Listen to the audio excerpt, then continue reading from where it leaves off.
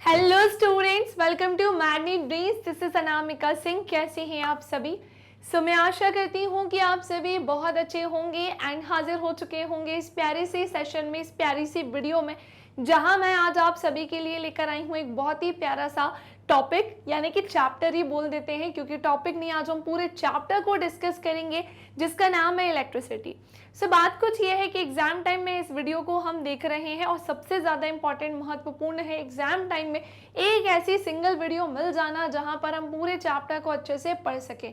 Ma'am, हमें एक वो वीडियो मिल सकती है, जी हाँ, जैसे मैंने आपको सारे चैप्टर के कंप्लीट चैप्टर रिविजन्स प्रोवाइड कराए हैं, वैसे ही मैं आपको इलेक्ट्रिसिटी चैप्टर का भी कंप्लीट चैप्टर रिविजन प्रोवाइड कराने जा रही हूँ। तो चलिए आज के सेशन की शुरुआत करते हैं। वे बच्चे न्यू हैं बेटा, तो जो बच्चे भी न्यू हैं तो उनके लिए थोड़ी सी जानकारी दे देती हूँ मैं हमारे इस प्यारे से चैनल के बारे में।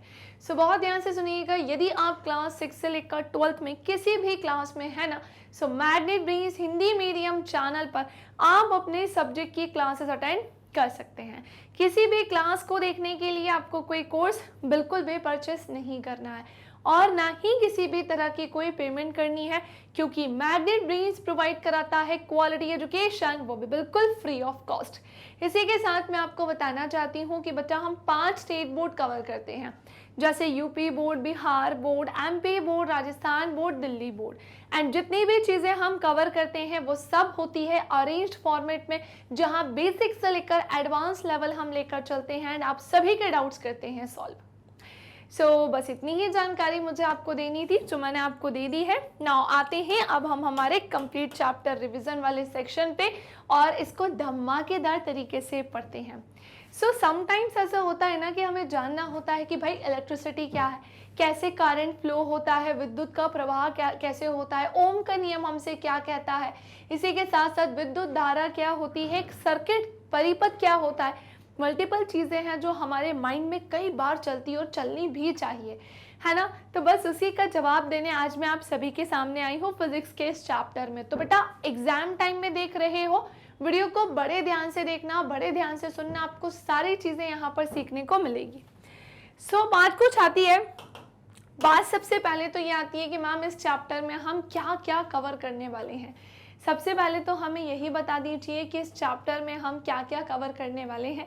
बेटा मैंने हमेशा एक ही चीज़ कही है कि जब भी किसी चैप्टर को आप पढ़ने जाते हो ना, तो वहाँ सबसे पहले ये चेक किया करो, सबसे पहले ये देखा करो कि इसमें हम क्या क्या देखने वाले हैं। तो ध्यान से सुनेंगे। सबसे पहले तो विद्युत धारा और परिपथ क्या होता है, यानी कि इलेक्ट्रिक करंट और सर्किट हम पढ़ेंगे। फिर विद्युत विभव और विभवांतर हम जानेंगे।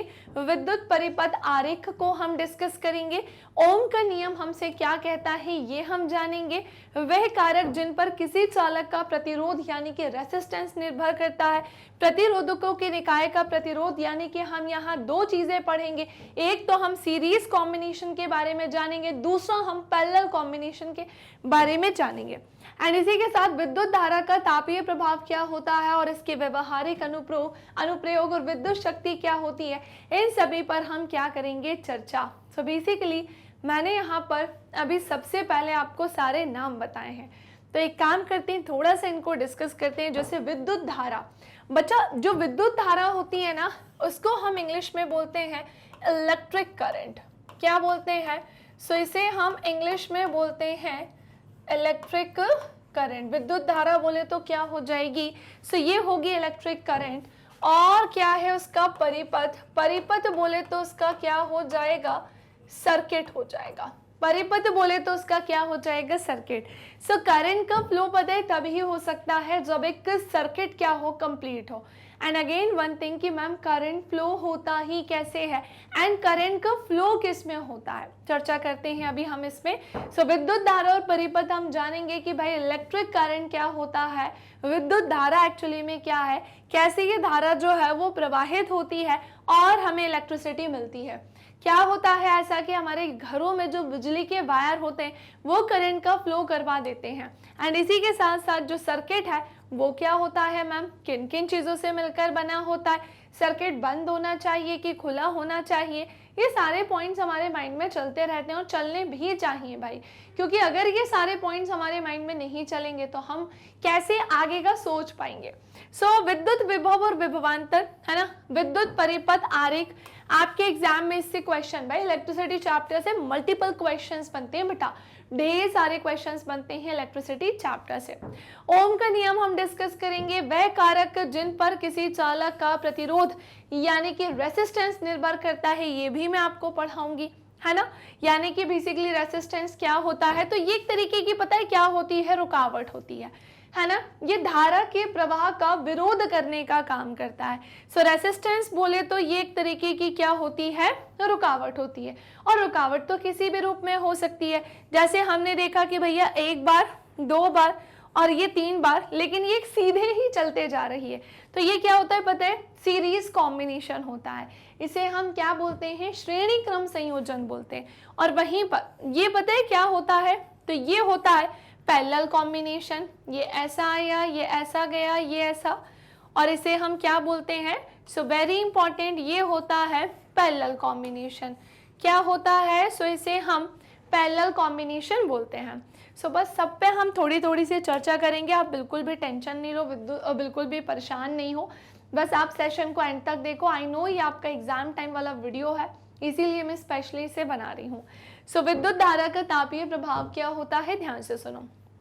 कई बार हमने देखा है कि हम इलेक्ट्रिक प्रेस जो होते हैं वो यूज़ कर रहे होते हैं, है ना, या फिर हम अगर इलेक्ट्रिक बल्ब की बात करते हैं, वो बहुत देर से चल रहा होता है, तो वो एक हीट प्रोवाइड कराता है, वहाँ पर एक ऊष्मा उत्पन्न होती है। सो वही हम जानेंगे कि विद्युत धारा का तापीय प्रभाव हमें क्या बताता है। इलेक्ट्रिक मोटर है, बहुत देर तक अगर चल रही होती है तो वो एक हीट प्रोवाइड कराती है। जैसे हाथ हम पास में, उस पर नहीं रखना है, हाथ पास में लेके जाते हैं तो वो एक हीट देती है। ये सारे एग्जाम्पल्स हमें इसमें पढ़ने होंगे, है ना, ये सारे ही एग्जाम्पल्स जो हैं वो हम इसमें पढ़ेंगे। तो नाउ स्टार्ट करते हैं आज की इस कहानी को। सबसे पहले तो विद्युत धारा और परिपथ को हम यहाँ पर डिस्कस करते हैं। अच्छा एक बात बताओ, बिना इलेक्ट्रिसिटी के आप रह सकते हो क्या, बिना विद्युत के आप रह सकते हो क्या, तो ये तो पॉसिबल ही नहीं है ना बच्चा। होता क्या है कि हमारे, अब हम देखो, पहले का टाइम एक अलग टाइम था, आज का टाइम एक अलग टाइम है। अब हम हर चीज़ के हैबिचुअल हैं, हम इलेक्ट्रिसिटी के भी क्या हैं भाई, आदी हैं। बिना विद्युत के हम नहीं रह सकते हैं। सो इलेक्ट्रिसिटी हमारा बहुत इंपॉर्टेंट पार्ट तो हो ही गया। फिर मतलब होता क्या है ना बेटा, कि जैसे इलेक्ट्रिसिटी हमें मिलती है ना, अब हमें घर में आदत है, बिना पंखे के नहीं रह सकते, बिना एसी के नहीं रह सकते, बिना कूलर के नहीं रह सकते हैं, बिना बिजली के नहीं रह सकते हैं। जिस रूम में जाएंगे वहाँ पे बिजली जलाएंगे, वहाँ मतलब लाइट जलाएंगे, वहाँ पर पंखा चलाएंगे, है ना। फ़ोन चार्ज करना है तो इलेक्ट्रिसिटी चाहिए, लैपटॉप चलाना है तो इलेक्ट्रिसिटी चाहिए, क्योंकि बिना इलेक्ट्रिसिटी के कुछ भी चार्ज नहीं होते। तो बेसिकली देखा जाए हमारी जो बेसिक नीड्स हो चुकी हैं आज की डेट में, है ना, यही बोलेंगे, बिना इसके तो अब जीना थोड़ा सा डिफ़िकल्ट ही है। तो आज के डेट में हमारी ये जो बेसिक नीड्स हो चुकी है ना, इन बेसिक नीड्स को फुलफिल करने के लिए इलेक्ट्रिसिटी चाहिए ही चाहिए, है ना, क्योंकि हम बिना लाइट के नहीं रह सकते, ना बिना पंखे के, ना एसी के, ना कूलर के, है ना, और भी बहुत सारी चीज़ें जो हमें बेसिक तौर पर चाहिए होती है। सो बस अब हम एक और चीज़ जानते हैं कि विद्युत का आधुनिक समाज में, आधुनिक समाज बोले तो बेटा मॉडर्न सोसाइटी की बात कर रही है, इसमें एक बहुत ही इंपॉर्टेंट क्या है भाई, स्थान है। क्या बोला मैंने कि विद्युत का, इलेक्ट्रिसिटी का मॉडर्न सोसाइटी में यानी आधुनिक समाज में एक बहुत ही महत्वपूर्ण स्थान है।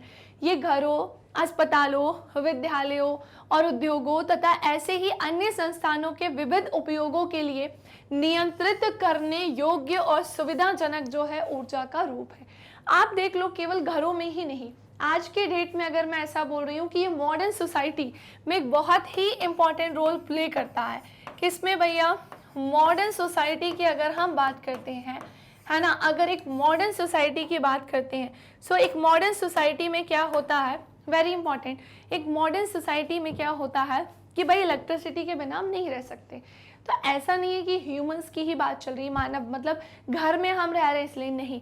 आप किसी इंडस्ट्री में बात कर लो, किसी हॉस्पिटल में बात कर लो, स्कूल में बात कर लो, कॉलेज में बात कर लो, कहीं पर भी चले जाओ, हम सारे के सारे किस पर डिपेंड है, इलेक्ट्रिसिटी, विद्युत। इसके बिना हम अपना जीवन अब नहीं देख सकते। अच्छा एक बात बताओ, मान लेते हैं कि जैसे आप में से कई सारे बच्चे भाई शहर में रहते होंगे, आप में से कई सारे बच्चे गांव में, रूरल एरियाज में रहते होंगे, तो आप लोगों को पता है कि भाई अगर जैसे शहर में आप रहते हो, फिर अगर कभी होम टाउन जाते हो, तो शहर में तो हमें पूरे टाइम इलेक्ट्रिसिटी मिलती है, हमारी पूरी चीज़ें उस पर डिपेंड है। खाना बनाना है, मसाले को पीसना है तो मिक्सर चाहिए, मिक्सर चाहिए तो इलेक्ट्रिसिटी चाहिए, है ना। तो मल्टीपल चीज़ें हैं। सो हम इन सब चीज़ों के आदी हो चुके हैं। अब जैसे ही हम कभी अपने होम टाउन जाते हैं तो वहाँ पर ये फैसिलिटीज़ नहीं होती हैं।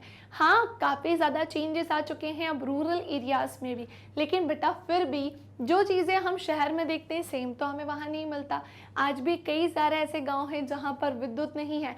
आज भी कई सारे ऐसी जगह है गांव में जहाँ पर इलेक्ट्रिसिटी दूर दूर तक नहीं है।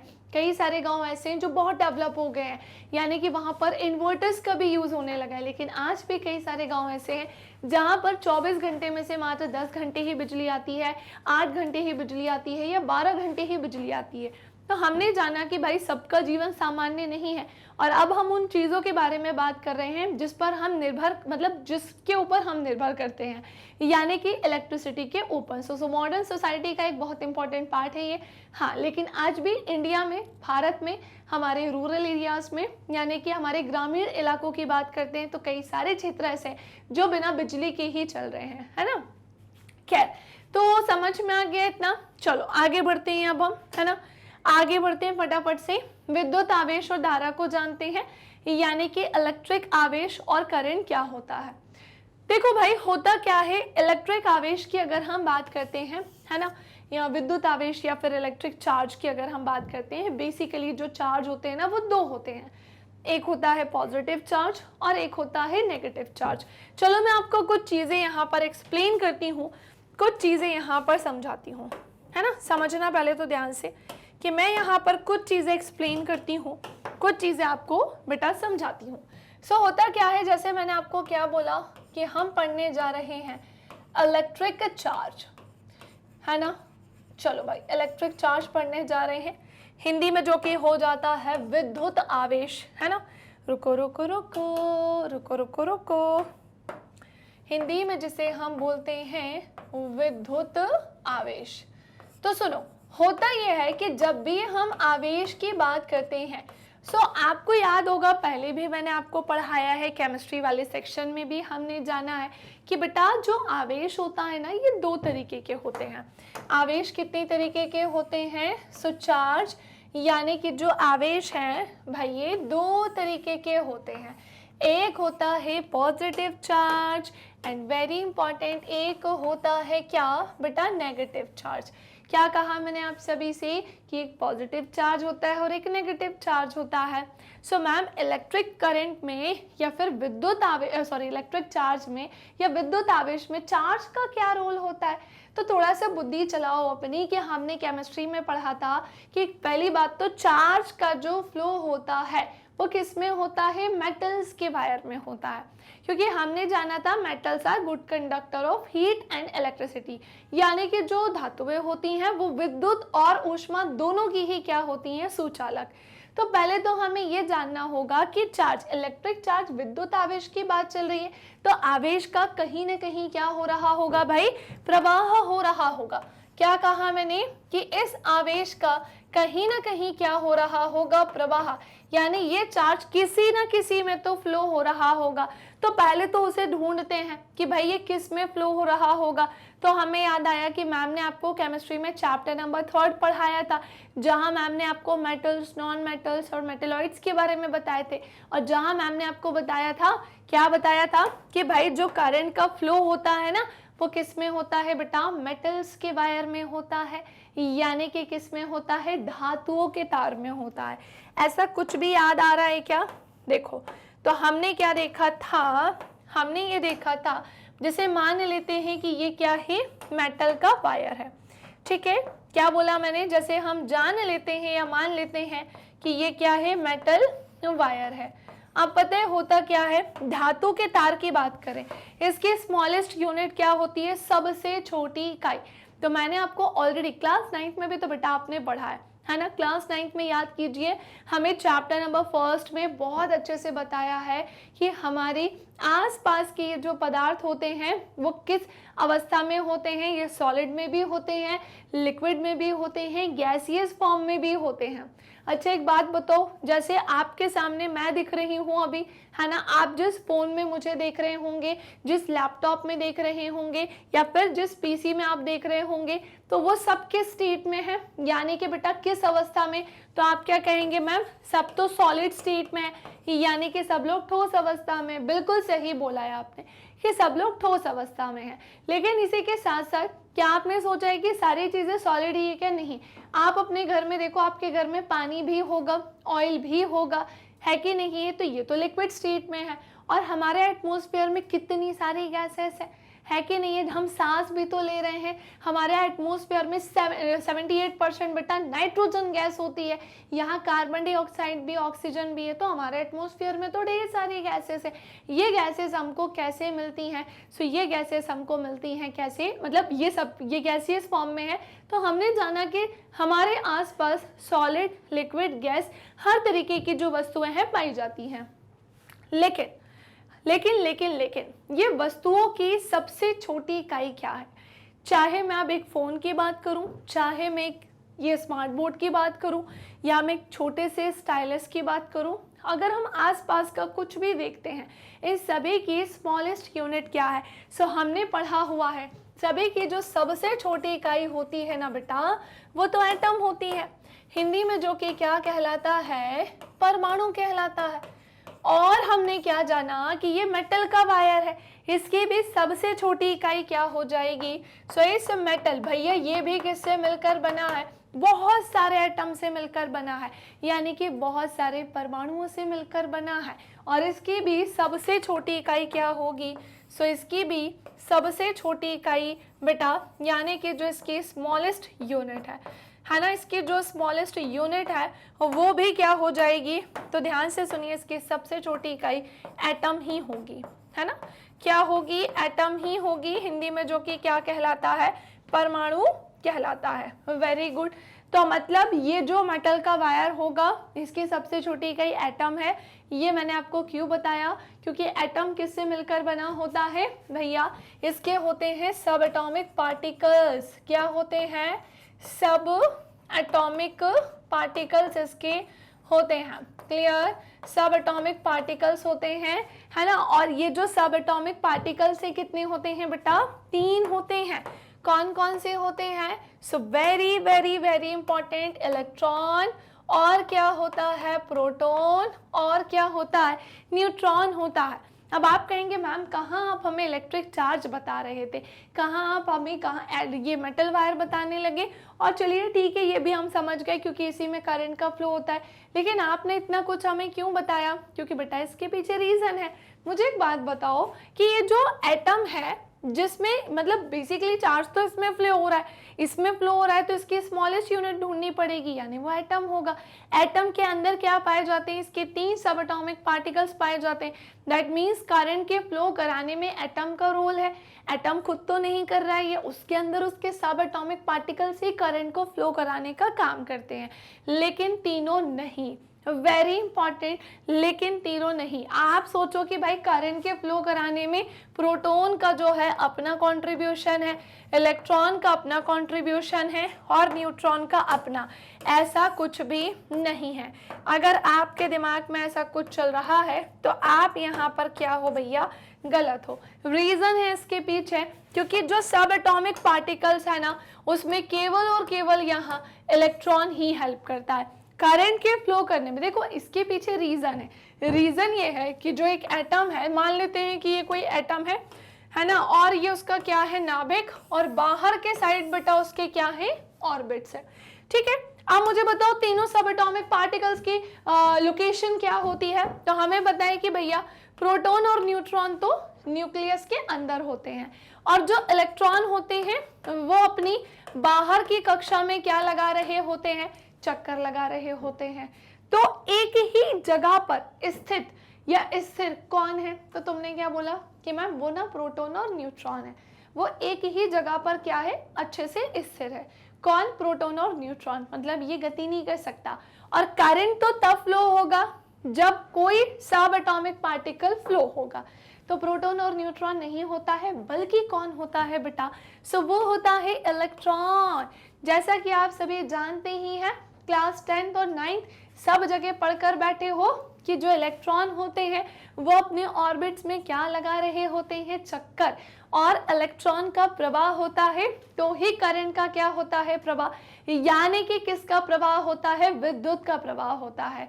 सो ये मैंने आपको वो बात बताई है जो बुक में लिखी नहीं है, लेकिन हमें पता होनी चाहिए ताकि हम ये जान सकें कि करंट का फ्लो बेटा कैसे हो रहा है। समझे कि नहीं? करंट का फ्लो कैसे हो रहा है।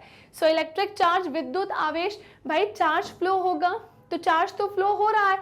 हमने देखा यहाँ पर इलेक्ट्रॉन फ्लो हो रहा है, इलेक्ट्रॉन पर तो चार्ज है और वो कौन सा है? नेगेटिव है। तो इलेक्ट्रॉन फ्लो हो रहा है, दैट मीन्स चार्ज फ्लो हो रहा है। और जब चार्ज फ्लो होगा तो ही क्या फ्लो होगा? करंट फ्लो होगा। Any confusion, any doubt? इसका स्क्रीनशॉट ले लो जल्दी से। ले लिया स्क्रीनशॉट पक्का? बेटा एग्जाम टाइम में अब मैं बता रही हूँ, जैसे हम 5 स्टेट बोर्ड कवर करते हैं ना, तो इनमें से किसी ना किसी जगह पर इससे क्वेश्चन आपको मिलेंगे। सो पॉइंट पे आते हैं अब हम। किसी पदार्थ का बेटा वह गुण जिसके कारण उसमें विद्युत तथा चुंबकीय प्रभाव क्या होते हैं? उत्पन्न, और वही क्या कहलाता है? इलेक्ट्रिक चार्ज, विद्युत आवेश। इसे हम किससे डिनोट करते हैं? देखना आपको मिलेगा कहीं ना कहीं, एमसीक्यूज में ही मिल जाएगा कि भैया विद्युत आवेश, इलेक्ट्रिक चार्ज का सिंबल क्या होता है। सो बेटा क्या होता है कि जब कभी इस चैप्टर से आपको न्यूमेरिकल्स करने होंगे, एग्जाम्पल्स करने होंगे, या डायरेक्ट भी क्वेश्चन बाई चांस पूछ लिया कि विद्युत आवेश का जो है सिंबल क्या होता है, सो इसे हम स्मॉल क्यू से डिनोट करते हैं। किससे? सो इसे हम स्मॉल क्यू से डिनोट करते हैं। और ये एक कौन सी राशि है बेटा? अदिश राशि है। यानी कि इसमें केवल और केवल क्या चाहिए? परिमाण चाहिए बेटा, इसमें दिशा की जरूरत नहीं होती है। क्या कहा मैंने आप सभी से कि भाई इसमें केवल और केवल चाहिए मैग्नीट्यूड, यानी कि परिमाण, इसमें डायरेक्शन, दिशा की जरूरत नहीं है। और इसका एसआई मात्रक क्या होता है? सो बेटा इसका एसआई मात्रक होता है कूलाम। क्या होता है? सो इसका एसआई मात्रक होता है कूलाम, जिसे हम कैपिटल सी से डिनोट करते हैं। सो अब आगे कभी भी कहीं पर भी मैं अगर स्मॉल क्यू लिखती हूँ तो समझ जाओगे ना मैं किसकी बात कर रही हूँ। सो मैं बात कर रही हूँ भैया विद्युत आवेश की। कहीं पर अगर बेटा मैं कैपिटल सी लिखती हूँ तो समझ जाओगे ना मैं किसकी बात कर रही हूँ? कूलाम की। ठीक है, तो चलो ये चीज तो अभी हमने यहाँ पर जानी है। अब एक चीज और, ये जो आवेश है ना 2 तरीके के होते हैं। पहले इसका स्क्रीनशॉट ले लो। डन, ले लिया स्क्रीनशॉट। अच्छा देखो, ये जो आवेश है ना बेटा, ध्यान से सुनेंगे, 2 तरीके के होते हैं। कौन कौन से?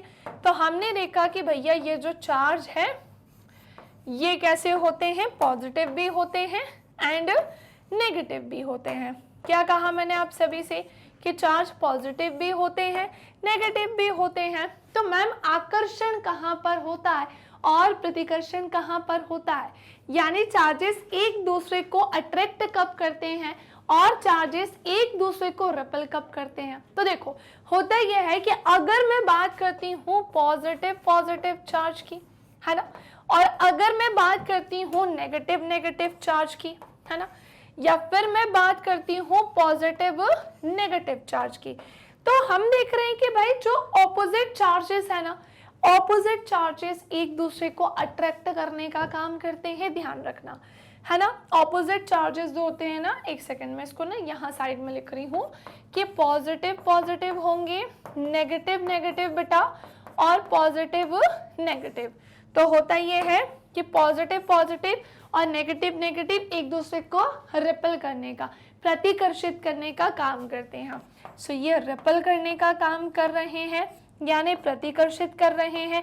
एंड जो ऑपोजिट चार्जेस होते हैं, है ना, ये जो ऑपोजिट चार्जेस होते हैं ये एक दूसरे को आकर्षित करते हैं। ठीक है, ये एक दूसरे को आकर्षित करने का काम करते हैं। अरे समझे कि नहीं समझे चंगू मंगू?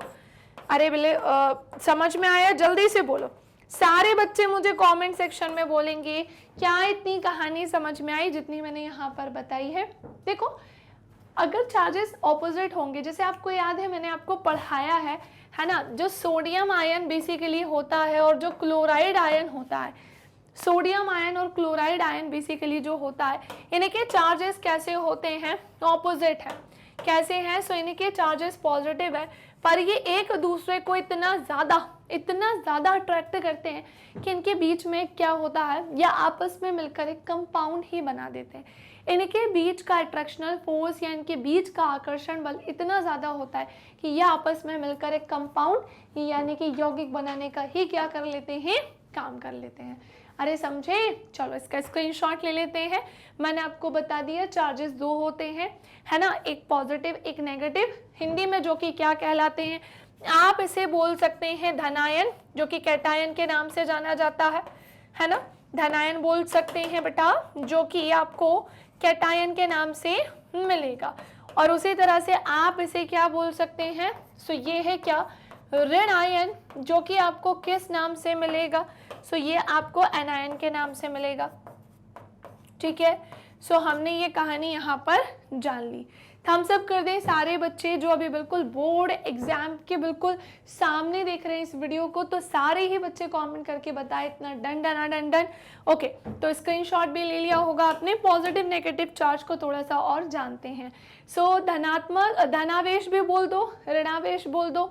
सो किसी पदार्थ पर इलेक्ट्रॉनों की कमी के कारण उत्पन्न आवेश को ही हम क्या बोलते हैं, धनावेश। पहली बात तो ये आवेश धनावेश लगता कैसे है, तो जब भी इलेक्ट्रॉन की क्या होती है कमी, रुको चर्चा करते हैं। यदि कांच की छड़ को, ये जो कांच की छड़ है ना, इसको अगर हम रेशम के कपड़े पर रगड़ा जाता है, कि अगर हमने क्या देखा कि कांच की छड़ को रेशम के कपड़े पर रगड़ा जाता है, तो कांच की छड़ों पर इलेक्ट्रॉन की क्या आ जाती है, कमी, जिस कारण कांच की छड़ जो है वो कैसी हो जाती है, पॉजिटिवली चार्ज हो जाती है। ये कांच की जो छड़ है वो क्या हो जाती है, पॉजिटिवली चार्ज हो जाती है, और जो इलेक्ट्रॉन्स होते हैं वो जाकर किस में चिपक जाते हैं, उस रेशम के कपड़े पर। ठीक है, ऋणावेश की बात करते हैं। सो किसी पदार्थ पर इलेक्ट्रॉन की अधिकता के कारण उत्पन्न आवेश को ही ऋणावेश कहते हैं। यदि एबोनोइड की छड़, एबोनोइड की अगर बात करें, इसकी छड़ की बात चल रही है, फर से ज्यादा रगड़ा जाता है ना, छड़ को फर से ज्यादा रगड़ा जाता है, तो एबोनोइड की छड़ पर इलेक्ट्रॉन ज्यादा हो जाते हैं, जिस कारण एबोनोइड की छड़ पर ऋण आवेशित हो जाता है। मैम अब ये यहाँ पर क्या बोल रहे हैं, तो बेटा पूरी केमिस्ट्री तो यहाँ नहीं पढ़ सकते हैं, लेकिन एक छोटा सा पॉइंट बताती हूँ। और अगर आप में से किसी ने मेटल्स नॉन मेटल्स नहीं देखा है, सो प्लीज वहां जाके देखिएगा, ताकि यहाँ पर जो इलेक्ट्रॉन का त्यागना ग्रहण करना वर्ड बार बार आ रहा है, तो आपके सारे डाउट्स वहां से क्लियर होंगे। ठीक है, पर फिर भी मैं बता देती हूँ कि ये जो इलेक्ट्रॉन है ना बेटा, जो इलेक्ट्रॉन है, या तो इसका क्या किया जाता है, देखो, या तो आप इसका सेक्रीफाइस करोगे, है ना, या तो आप इसका क्या करेंगे, सेक्रीफाइस करेंगे, है ना, या तो आप इसका सेक्रीफाइस करेंगे, या तो आप इसे क्या करेंगे भैया, गेन करेंगे, है ना। तो अब सेक्रीफाइस करना मतलब क्या हो जाएगा, त्याग करना हो जाएगा, और गेन करना बोले तो क्या हो जाएगा, ग्रहण करना हो जाएगा। समझे कि नहीं, सेक्रीफाइस करना बोले तो त्याग, और ग्रहण करना बोले तो गेन। लेकिन याद करिए कि हम ऐसा कर क्यों रहे हैं, बेसिकली हमारा ये काम है क्यों, तो हम तो खैर खुद से ऐसे इलेक्ट्रॉन थोड़ी ना आदान प्रदान करते हैं। होता यह है भाई, जैसे मैंने आपको बताया था कि जब भी एक एटम की बात करते हैं, उसमें इलेक्ट्रॉन कैसे होते हैं, बहुत ज्यादा मात्रा में कम होते हैं, तो हम इलेक्ट्रॉन, जो हमारे पास कम इलेक्ट्रॉन है, फिर उसका भी क्या कर देते हैं, त्याग। और जहां पर इलेक्ट्रॉन कैसे होते हैं, ज्यादा मात्रा में होते हैं, लेकिन कुछ इलेक्ट्रॉन की कमी होती है, तो वो इलेक्ट्रॉन को क्या कर लेते हैं, गेन। तो जहां पर इलेक्ट्रॉन का सेक्रीफाइस करना पड़ेगा, चार्ज कैसा आएगा, पॉजिटिव, और जहां पर इलेक्ट्रॉन को गेन करना पड़ेगा, चार्ज कैसा आएगा बेटा, नेगेटिव आएगा। यही एक कारण है कि जो सोडियम आयन है ये पॉजिटिव होता है, मतलब इस पे चार्ज पॉजिटिव होता है, और जो क्लोरीन आयन है इस पे चार्ज कैसा होता है, नेगेटिव, क्योंकि इसके लास्ट वाला जो ऑर्बिट है ना, उसमें से अपने अष्टक को कंप्लीट करने के लिए कई सारे इलेक्ट्रॉन की जरूरत, 7 इलेक्ट्रॉन की जरूरत पड़ती है। तो भाई इतना किसी से ले नहीं सकती, ये अपने एक का भी त्याग कर देता है, और इसको केवल एक की जरूरत पड़ती है, तो ये उसे क्या कर लेता है, गेन कर लेता है। समझे कि नहीं समझे, हाँ या ना, जल्दी बोले। तो बेटा ये दो कंडीशंस होती हैं जिनके बेस पर पॉजिटिव और नेगेटिव चार्जेस लगते हैं। या फिर वो आयंस बनते हैं। ठीक है, सो उम्मीद करती हूँ कि आपको फिर ये फर्स्ट लाइन के मीनिंग समझ में आ गए होंगे धनावेश यानी पॉजिटिव चार्ज के बारे में, कि किसी पदार्थ पर इलेक्ट्रॉन की कमी के कारण, जब इलेक्ट्रॉन की कमी होती है तो उसके कारण उत्पन्न आवेश को ही क्या कहा जाता है, धनावेश। और किसी पदार्थ पर इलेक्ट्रॉनों की अधिकता के कारण उत्पन्न आवेश को क्या कहते हैं, ऋणावेश बोलते हैं। ओके, नाउ अब बात आती है फिर मैम इलेक्ट्रिक करंट क्या होते हैं, विद्युत धारा क्या होती है। सो किसी चालक में, चालक बोले तो बेटा किसकी बात चल रही है, कंडक्टर की बात चल रही है। चालक बोले तो किसकी बात चल रही है, सो बात चल रही है कंडक्टर की। सो किसी चालक में विद्युत आवेश के प्रवाह की दर को ही हम क्या बोलते हैं, विद्युत धारा बोलते हैं। हम विद्युत आवेश मतलब इलेक्ट्रिक चार्ज के जो फ्लो होने की रेट होती है वही उसकी क्या कहलाती है, विद्युत धारा कहलाती है। यदि किसी चालक में समय t समय में q आवेश जो है प्रवाहित होता है, सो उसमें विद्युत धारा क्या होगी। फर्स्ट ऑफ ऑल विद्युत धारा को हम किससे डिनोट करते हैं, सो कैपिटल I से डिनोट किया जाता है। भाई ध्यान से सुन लो, इसे हम कैपिटल I से डिनोट करते हैं। और कभी भी आप विद्युत धारा तब निकाल सकते हो जब आपको दो चीजें पता हो। पहली बात तो वहां पर उसका आवेश यानी चार्ज पता हो, और दूसरी चीज आपको क्या पता हो, लिया गया समय। क्योंकि धारा के प्रवाह में, करंट के फ्लो में कुछ ना कुछ तो टाइम लिया ही गया होगा ना भाई, थोड़ा तो समय लिया ही गया होगा। तो इसीलिए I यानी विद्युत धारा निकालने के लिए हमें आवेश पता होना चाहिए, और उसे हम किससे भाग देते हैं, समय से। इनकी यूनिट से भी क्वेश्चन पूछा जाता है। सो विद्युत धारा का मात्रक क्या होता है, कूल प्रति सेकंड होता है, सॉरी कूलाम प्रति सेकंड होता है। सो ये कूलाम किसका चार्ज है, अभी थोड़ी देर पहले मैंने आपको बताया था। आप इसे पता है क्या लिख सकते हो, C/T भी लिख सकते हो, क्योंकि कूलाम किसका चार्ज होता है, आवेश का चार्ज होता है, जिसे हम किससे डिनोट करते हैं, कैपिटल C से करते हैं। टाइम हमारा क्या होगा, स्मॉल t होगा। सो विद्युत धारा का मात्रा कूल प्रति कूलाम तथा कूलाम प्रति सेकंड तथा इसे हम क्या बोलते हैं, एम्पियर बोलते हैं। कभी आपको ये अगर कूलाम प्रति सेकंड मिल जाए या फिर एम्पियर मिल जाए, समझ जाना एक ही बात चल रही है, अलग नहीं है कुछ। जैसे मेरी बात समझो, फोर्स की ऐसा यूनिट क्या होती है बेटा, सो फोर्स का फॉर्मूला होता है मास मल्टीप्लाई एक्सेलरेशन, जिसमें हम क्या लिखते हैं, किलोग्राम मीटर पर सेकेंड स्क्वायर, है ना। पर फोर्स की एक और मेन यूनिट होती है, वो क्या होती है, न्यूटन होती है। ऐसे ही इलेक्ट्रिक करंट की क्या होती है, कूलाम प्रति सेकेंड, और हम क्या बोल सकते हैं कि इसे किस में मापा जाता है, एम्पियर में। ठीक है, सो विद्युत धारा। अच्छा, विद्युत धारा पढ़ने के लिए मैं आपको कुछ चीजें और बताती हूँ कि करंट फ्लो की डायरेक्शन क्या होती है, जिस डायरेक्शन में। अच्छा एक चीज और, अभी हमने इतना कुछ भाषण जान लिया, एक चीज तो रही गई कि ये करंट फ्लो किस में हो रहा है। हाँ, ये करंट फ्लो किस में हो रहा है, सो भैया मेटल के वायर में हो रहा है। पहले तो ये सुन लो, करंट किस में फ्लो हो रहा है, मेटल के वायर में, यानी कि धातु के तार में। क्यों, क्योंकि धातुएं विद्युत की सुचालक होती हैं। क्या कहा मैंने कि धातुएं भैया विद्युत की क्या होती हैं, सो धातुएं विद्युत की सुचालक होती हैं। तो हमने जाना धातुएं विद्युत की सुचालक होती हैं। क्या ये बात समझ में आई।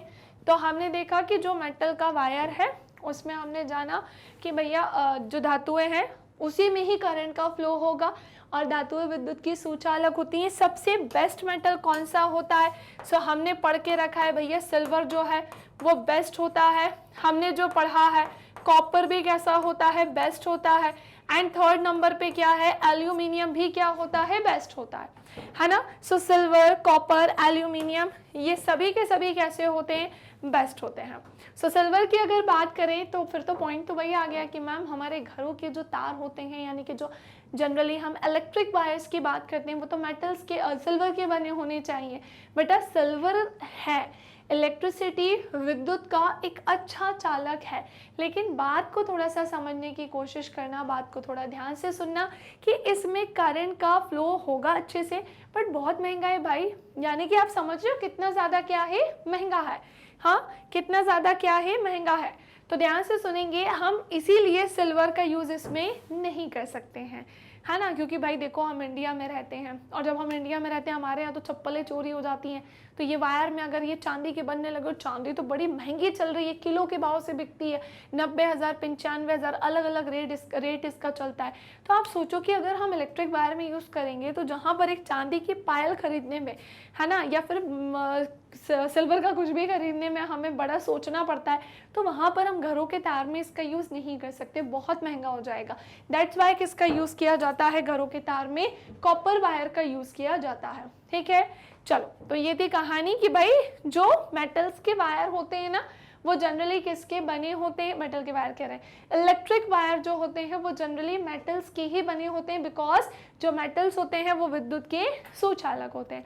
मतलब मेटल्स में ही क्या होती है, इलेक्ट्रिसिटी अच्छे से क्या होती है भाई, फ्लो होती है। ठीक है, एंड इसी के साथ साथ फिर मैम नॉन मेटल्स का क्या होता है, भैया ये बुरे चालक होते हैं, बैड कंडक्टर होते हैं ये, है ना। विद्युत और ऊष्मा के ये क्या होते हैं, कुचालक होते हैं। क्लियर, नॉन मेटल्स विद्युत और ऊष्मा के कुचालक होते हैं, पर विद्युत इलेक्ट्रिसिटी का बेटा यहाँ पर एक एक्सेप्शन है, एंड इलेक्ट्रिसिटी का वो एक्सेप्शन क्या है, सो वो एक्सेप्शन यहाँ पर हो जाएगा ग्रेफाइट।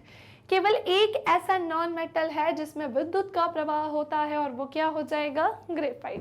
That's it. अब वापस से हम पूरी केमिस्ट्री नहीं पढ़ रहे हैं, जितना इंपॉर्टेंट था वो मैंने आपको इंपॉर्टेंट से ज़्यादा ही बता दिया। नाउ नेक्स्ट आते हैं अब हम इसके बाद। तो ये कहानी भी समझ में आ गई कि विद्युत धारा के लिए हमें क्या चाहिए, विद्युत आवेश, और इसे हम किससे भाग दे देंगे, टाइम से, और कूलाम प्रति सेकंड, कूलाम प्रति सेकंड इसकी ऐसा यूनिट हो जाएगी, या फिर हमें इसकी प्लेस पर क्या मिल जाएगा, एम्पियर, जिसे हम किससे डिनोट करते हैं, कैपिटल ए से, है ना। पिक्चर अभी पूरी कंप्लीट नहीं हुई है तो ध्यान से सुनो।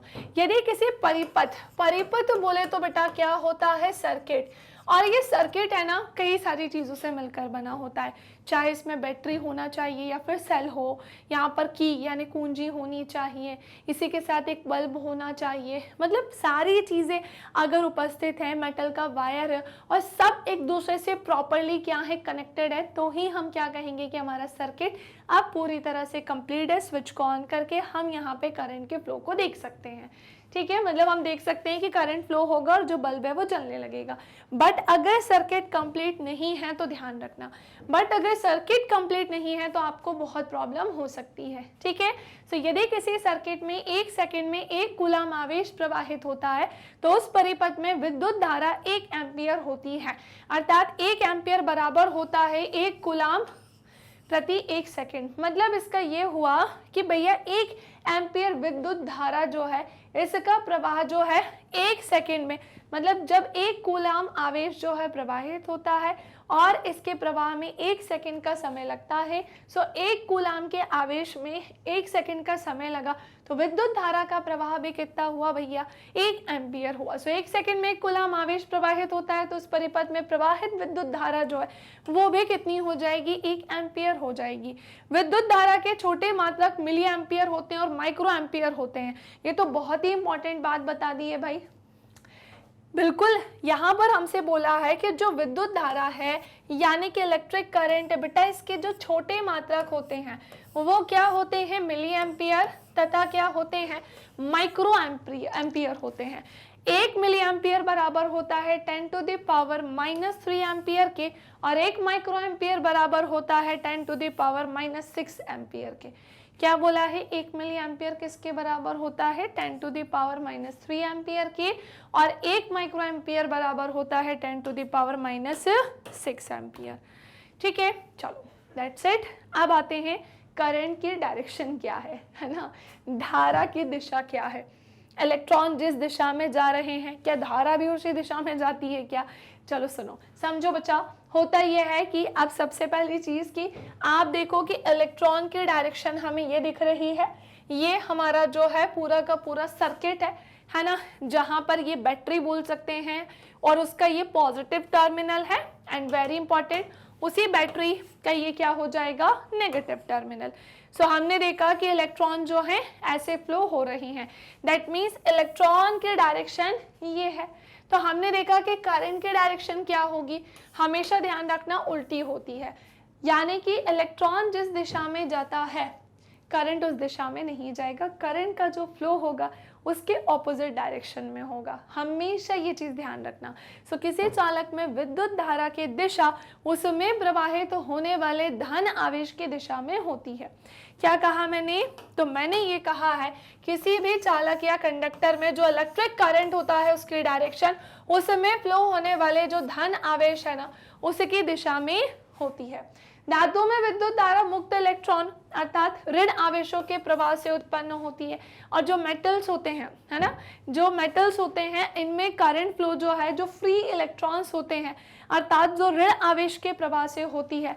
भाई ऑब्वियसली यहाँ पर आपको नेगेटिव ऋण आवेश बोले तो एक ऐसे चार्ज जो कैसे होते हैं, नेगेटिव होते हैं। सो जब नेगेटिव चार्जेस फ्लो होते हैं दैट मीन्स क्या होगा, करंट फ्लो। लेकिन करंट की डायरेक्शन कैसी होगी, उल्टी होगी। सो धातुओं में ही ये चीज होती है। मैंने आपको बताया मेटल्स ही क्यों चूज किए जाते हैं, और सारे नहीं, हर मेटल में विद्युत धारा का प्रवाह बेटा नहीं हो सकता है। कुछ ही मेटल्स हैं जिनमें विद्युत धारा का प्रवाह हो सकता है। सो धातुओं में विद्युत धारा मुक्त इलेक्ट्रॉनों अर्थात ऋण आवेश के प्रवाह से उत्पन्न होती है।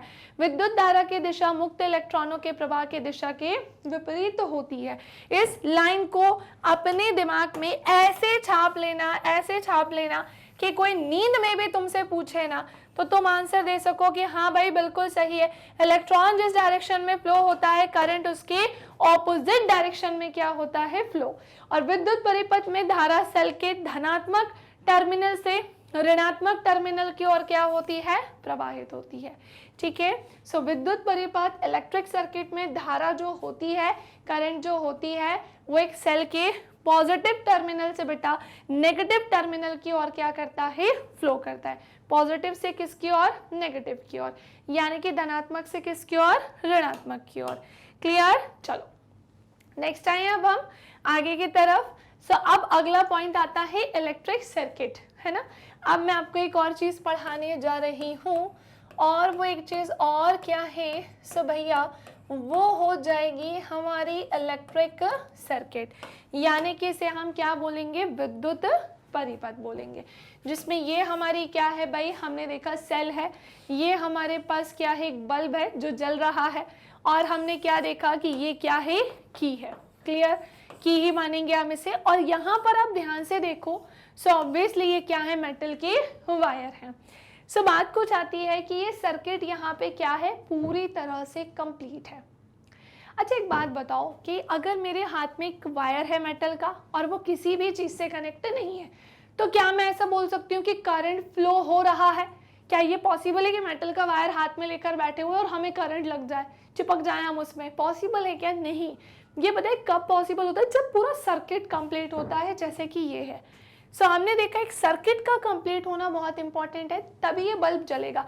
मान लो कि इस वायर को मैं यहाँ से तोड़ दूं और मैंने इस की को कनेक्ट कर दिया, और फिर हम देख रहे हैं कि अब करंट जो है वो फ्लो होगा, एंड करंट फ्लो होगा, ये बल्ब जलने लगेगा। कैसे जलेगा भाई? यहाँ पे तार टूटा है। कई बार घरों में भी होता है, पंखा चलते चलते बंद हो जाता है, पता चलता है कि कोई एक सेक्शन या कोई वायर जो है वो ऐसा है कि वो टूटा हुआ है बीच से, है ना। कई बार ऐसा होता है कि लाइट जल्दी जल्दी बंद हो जाती है, हम चेक करते हैं ये चीज़। सो यस, जो करंट जो फ्लो होता है उसके लिए सर्किट पूरा कंप्लीट होना आवश्यक होता है। ओके। सो हम जानते हैं कि किसी टॉर्च में सेल अथवा बैटरी, सेल बोल दो बैटरी, है ना, दोनों हैं अलग चीज़ें, है ना। और जब उचित क्रम में रखे जाते हैं, तो जैसे सेल हो गया या फिर बैटरी हो गया, अगर ये उचित क्रम में रखे जाते हैं तो टॉर्च के बल्ब को दीप्ति प्रदान करने के लिए, मतलब उसे जलाने के लिए आवेश का प्रवाह अथवा विद्युत धारा प्रदान करते हैं। आवेश का प्रवाह बोले तो चार्ज का फ्लो, और विद्युत धारा बोले तो इलेक्ट्रिक करंट इसे देते हैं। सो हमने ये भी देखा है कि टॉर्च कभी तभी प्रकाश देता है जब उसके स्विच को ऑन करते हैं। स्विच बेसिकली ना यहाँ पर एक बोल सकते हैं सपोर्टर का काम कर रहा है, या फिर मेन काम इसका भी एक हो सकता है, क्योंकि देखो स्विच का मेन काम क्या है, यहाँ पर बिना स्विच ऑन किए तो तुम्हारा करंट फ्लो होगा ही नहीं। तुम्हारा मतलब इसका, समझ रहे हो। तो हमने क्या देखा कि किसी भी टॉर्च, हम टॉर्च जलाते हैं तो टॉर्च जलाने के लिए हमें क्या करना होता है, स्विच ऑन करना होता है। स्विच ऑन करने से ही क्या होगा, करंट का सप्लाई होगा, इलेक्ट्रॉन्स मूव करेंगे एक से दूसरे प्लेस, तो फिर करंट फ्लो होगा और वो चलने लगेगा, है ना। स्विच सेल तथा बल्ब के बीच एक तरीके से कंडक्टर का काम करता है ना। क्या है इसके बीच में, कंडक्टर का काम है ना, बेसिकली एक तरीके से रिलेशन बनाने का काम करता है। किस किस के बीच में, स्विच, सेल और बल्ब के बीच में, ठीक है ना।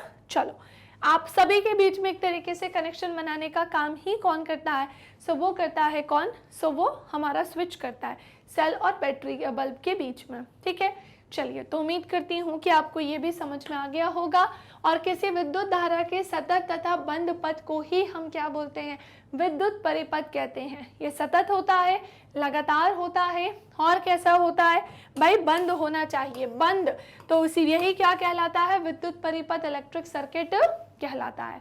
अब यदि परिपथ कहीं से टूट जाए, सर्किट कहीं से टूट जाए अथवा टॉर्च के स्विच को ऑफ कर दें, तो विद्युत धारा का प्रवाह क्या हो जाता है, समाप्त, तथा बल्ब जो है वो दीप्ति नहीं करता। क्या कहा मैंने आपसे कि अब यदि परिपथ कहीं से टूट जाता है, यानी कि जो सर्किट है वो किसी सेक्शन से टूट जाए, मैंने बोला ना जैसे वायर ही टूट गया, कहीं कनेक्शन फेल हो गया, या फिर बल्ब नहीं जल रहा है, बल्ब तो खैर कैसे ही जलेगा क्योंकि वायर टूट गया है, या बोल सकते हैं बैटरी या सेल ठीक से काम नहीं कर रही है, तो बेसिकली सर्किट ही कंप्लीट नहीं हुआ है। तो यदि किसी परिपथ कहीं से टूट जाए, यदि परिपथ सर्किट जो है पूरा का पूरा किसी न किसी सेक्शन से खराब हो जाए, टूट जाए, तो विद्युत धारा का प्रवाह जो समाप्त हो जाता है, और जो बल्ब जल रहा था वो वापस से बुझ जाता है, ऐसे ही बोलना चाहिए, है ना। तो वो दीप्ति नहीं करता, यानी कि जलता नहीं है, प्रकाश नहीं देता। ओके, सो दैट्स इट, ये इतना ही है। और उम्मीद करती हूँ कि ये जो इतना ही मैंने आपको बताया है वो समझ में आ गया होगा। अच्छा सुनो, अब जल्दी से सुनो, सारे बच्चे मेरी बात ध्यान से सुनेंगे। फटाफट से अभी सेशन को लाइक कर दो, जल्दी से लाइक करो, और आपके जितने भी फ्रेंड्स हैं ना, जल्दी से उनसे सेशन को शेयर करवाओ। उनसे सेशन को बोलो शेयर करने को। और आप लोग भी, आपके जितने स्कूल के ग्रुप्स हैं, आपके जो ग्रुप्स हैं ना स्कूल के, मेन ग्रुप में मत अपलोड कर देना इसको, ऐसे अलाउड नहीं होता है। लेकिन यस, आपके जो फ्रेंड्स हैं जो पढ़ाई करना चाहते हैं एग्जाम टाइम में, इलेक्ट्रिसिटी चैप्टर से उन्हें बहुत ज़्यादा डर लगता है लेकिन पढ़ना भी है, तो उनके लिए मैं बोलूँगी कि उनसे से ज़्यादा शेयर करो, ताकि ये जो फ्री एजुकेशन है भाई, जो मैग्नेट ब्रेन्स प्रोवाइड करा रहा है, आज के डेट में फ्री एजुकेशन कोई नहीं देता बट मैग्नेट ब्रेन्स दे रहा है, तो ये चीज़ें उस बच्चे तक पहुंच सके एक्चुअली में, जिसके लिए हमने स्टार्ट किया है। आप सब तक तो पहुंच ही रही है, लेकिन और भी बच्चों तक इसे फैलाने की कोशिश करो, है ना। और कमेंट करके बताओ जल्दी से कि यहाँ तक की कहानी में तो कोई कंफ्यूजन नहीं है ना। सुनाओ, आगे बढ़े अब हम, चलो आगे बढ़ते हैं। एकांक धनावेश को अब विद्युत विभव यानी इलेक्ट्रिकल या इलेक्ट्रिक पोटेंशियल क्या होता है ना। क्या कहा मैंने कि विद्युत विभव यानी कि भैया इलेक्ट्रिक पोटेंशियल क्या होता है। सो बात कुछ ऐसी है कि एकांक धनावेश को अनंत से, इन्फिनिटी से विद्युत क्षेत्र में स्थित किसी बिंदु तक लाने में किया गया काम ही क्या कहलाता है, उस बिंदु या उस पॉइंट का विद्युत विभव कहलाता है, जिसे हम कैपिटल V से डिनोट करते हैं। ठीक है, सो अभी जिन्हें नहीं समझ में आया है, सिंपल सी एक बात है, सिंपल सी एक कहानी है, और वो कहानी ये है कि भैया एकांक धनावेश को अनंत यानी इन्फिनिटी से विद्युत क्षेत्र में स्थित किसी भी बिंदु तक लाने में किया गया कार्य ही उस बिंदु का क्या होता है, विद्युत विभव होता है। इसे पता है हम कैपिटल V से डिनोट करते हैं। अब विद्युत विभव कैसे निकाला जाए, तो यदि Q कूलाम आवेश को अनंत से, एक चार्ज को इन्फिनिटी से किसी बिंदु तक, मतलब किसी पॉइंट तक लाने में किया गया जो कार्य है, जिसे हम W से डिनोट करते हैं, जिसकी ऐसा यूनिट जूल होती है। सो यदि Q कूलाम आवेश को अनंत से किसी बिंदु तक लाने में किया गया कार्य जो है जूल हो, तो उस बिंदु पर कार्यरत विद्युत विभव क्या होगा, तो भैया कार्य भी किया गया है और कोई ना कोई उस पर चार्ज भी है ना। हमने क्या देखा कि यदि Q कूलाम आवेश को अनंत से, इन्फिनिटी से किसी बिंदु तक लाया गया, तो भाई चार्ज भी इंपॉर्टेंट है और क्या इंपॉर्टेंट है, कार्य भी किया गया हो, तो ही हम वहां पर क्या निकाल सकते हैं, विभवांतर निकाल सकते हैं, हम क्या विद्युत विभव निकाल सकते हैं। और विद्युत विभव का मात्रक क्या होता है, थोड़ा कॉमन सेंस हमसे क्या बोलता है भाई, वर्क का ऐसा यूनिट क्या होती है, जूल होती है, और स्मॉल क्यू की क्या होती है, सो भैया वो कूलाम होती है। इसकी क्या होती है, सो वो कूलाम होती है। सो विद्युत विभव का मात्रा जूल प्रति कूलाम, या फिर हम इसे क्या बोलते हैं, वोल्ट। वेरी इंपॉर्टेंट लाइन की, या फिर हम इसे क्या बोलते हैं, वोल्ट बोलते हैं। यदि एक कूलाम आवेश को अनंत से किसी बिंदु तक लाने में किया गया कार्य 1 जूल हो, यदि एक कूलाम आवेश को, है ना, चार्ज को, है ना, एक कूलाम आवेश को यानी कि चार्ज को एक अनंत से किसी बिंदु तक लाने में किया गया काम जो है वो 1 जूल है, तो फिर उसका जो विद्युत विभव होगा वो भी कितना निकल कर आएगा, सो भैया वो 1 वोल्ट निकल कर आएगा। ठीक है, सो यदि एक कूलाम आवेश को अनंत से किसी बिंदु तक लाने में किया गया काम 1 जूल हो, तो बिंदु पर कार्यरत विद्युत विभव भी कितना होगा, 1 वोल्ट होगा। फिर विद्युत विभव भी यहाँ पर कितना होगा बेटा, 1 वोल्ट होगा, 1 वोल्ट होगा। सो इलेक्ट्रिक पोटेंशियल यानी विद्युत विभव भी मैम ने आपको यहाँ पर बता दिया, है ना। चलो फिर मैम ये पोटेंशियल डिफरेंस क्या होता है, यानी कि विद्युत विभवांतर क्या होता है। सो ध्यान से सुनेंगे बेटा कि ये जो विद्युत विभवांतर है एक्चुअली में ये होता क्या है। सो होता ये है कि जो विद्युत विभवांतर है वो हमें क्या जानकारी देता है। सो 1 मिनट रुकेंगे, मैं आपको अभी ये जानकारी बताती हूँ, है ना। देखो होता क्या है, देखो ध्यान से समझो कि किसी धारावाही विद्युत परिपथ में 2 बिंदुओं के बीच विद्युत विभवांतर वह कार्य जो एकांक आवेश को एक बिंदु से दूसरे बिंदु तक लाने में किया जाता है, ये भी बेसिकली एक कार्य ही होता है। और ये कार्य एक आवेश को एक बिंदु से दूसरे बिंदु तक लाने में किया जाता है। एक ऐसा आवेश जो यहाँ पर, एक ऐसा आवेश जिसका प्रवाह एक बिंदु से दूसरे बिंदु के बीच में हो, और एक बिंदु से दूसरे बिंदु के बीच में आवेश के प्रवाह में कोई ना कोई काम किया गया है, सो वही उसका क्या हो जाता है, पोटेंशियल डिफरेंस हो जाता है। सो किसी धारावाही विद्युत परिपथ में 2 बिंदुओं के बीच विद्युत विभवांतर वह कार्य है जो एकांक आवेश को एक बिंदु से दूसरे बिंदु तक लाने में किया जाता है, और इसे हम कैपिटल V से क्या करते हैं, प्रदर्शित। और यदि किसी चालक में Q कूलाम आवेश को एक बिंदु से दूसरे बिंदु तक ले जाने में किया गया कार्य W हो, तो उन बिंदुओं के बीच में विभवांतर कितना होता है, V कितना होता है। देखो विभव को भी V से डिनोट किया जाता है और विभवांतर को भी किससे डिनोट किया जाता है, V से। तो ये V कितना हो जाएगा, W/Q हो जाएगा। कितना हो जाएगा, W/Q हो जाएगा। और विभवांतर, बस ये ध्यान रखना कि जो विभव है ना वो अनंत से आवेश को एक बिंदु तक लाता है, और जो विभवांतर है वो 2 बिंदुओं के बीच में धारा के 2 बिंदुओं के बीच में जो आवेश के प्रवाह में किया गया कार्य होता है वही उसका विभवांतर होता है। ठीक है, विभवांतर के मापन के लिए भैया, इसको मापने के लिए बेटा वोल्ट मीटर का यूज किया जाता है। विभवांतर को मापने के लिए किसका यूज किया जाता है, वोल्ट मीटर का, है ना। और विभवांतर का मात्रक क्या होता है भाई, काम का क्या होता है, जूल, और आवेश यानी चार्ज का क्या होता है, कूलाम, या फिर ओवरऑल हम इसे क्या बोल सकते हैं, वोल्ट बोल सकते हैं। क्या बोल सकते हैं, वोल्ट बोल सकते हैं। सो यदि किसी परिपथ में एक कूलाम आवेश को एक बिंदु से दूसरे बिंदु तक ले जाने में किया गया काम 1 जूल है, तो उसका जो विभवांतर होगा 2 बिंदुओं के बीच का वो कितना हो जाएगा, 1 वोल्ट हो जाएगा, है ना। बस दोनों में मेन डिफरेंस तो यही है कि वो अनंत से आवेश को एक बिंदु तक लाने में किया गया काम होगा, और यहाँ पर आवेश को एक बिंदु से दूसरे बिंदु तक ले जाने में किया गया काम निकालना होता है। उसके आधार पर हम उसका विभवांतर, और पहले वाले में हम विभव निकालते हैं।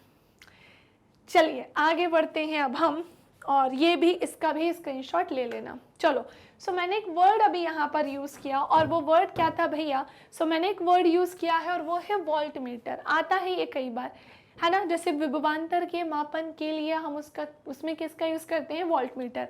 सो बच्चा विद्युत परिपथ में, है ना, ध्यान से सुनेंगे, विद्युत परिपथ यानी कि जो इलेक्ट्रिक सर्किट होता है ना, यानी कि बेटा जो इलेक्ट्रिक सर्किट होता है उसमें 2 बिंदुओं के बीच में विभवांतर नापने के लिए जिस उपकरण का प्रयोग किया जाता है वही क्या कहलाता है, वोल्ट मीटर।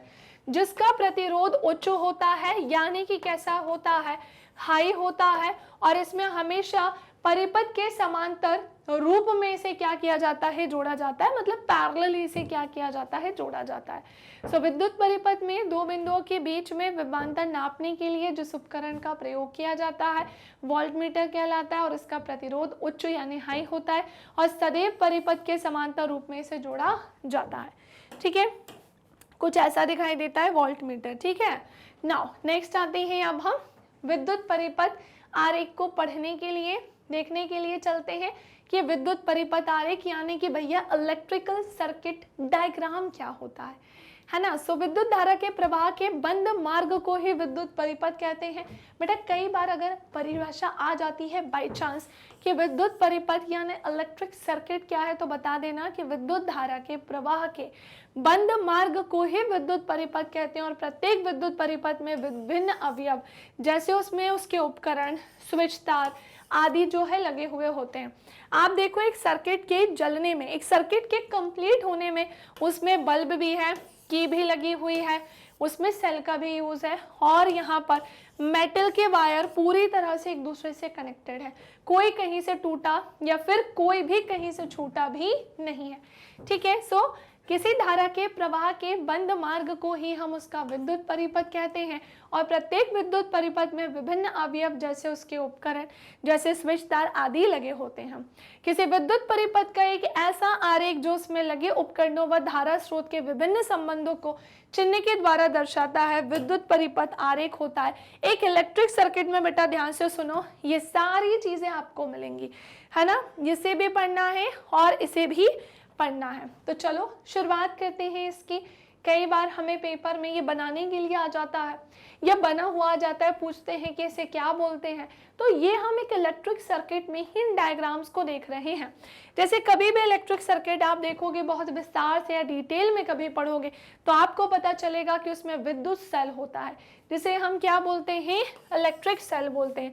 हम कैसे जानेंगे कि इलेक्ट्रिक सेल का सिंबल क्या होता है, तो जो इलेक्ट्रिक सेल है ना भैया उसका सिंबल जो होता है वो ऐसा होता है और ये इसका पॉजिटिव टर्मिनल होता है और बेटा इसका ये नेगेटिव टर्मिनल होता है।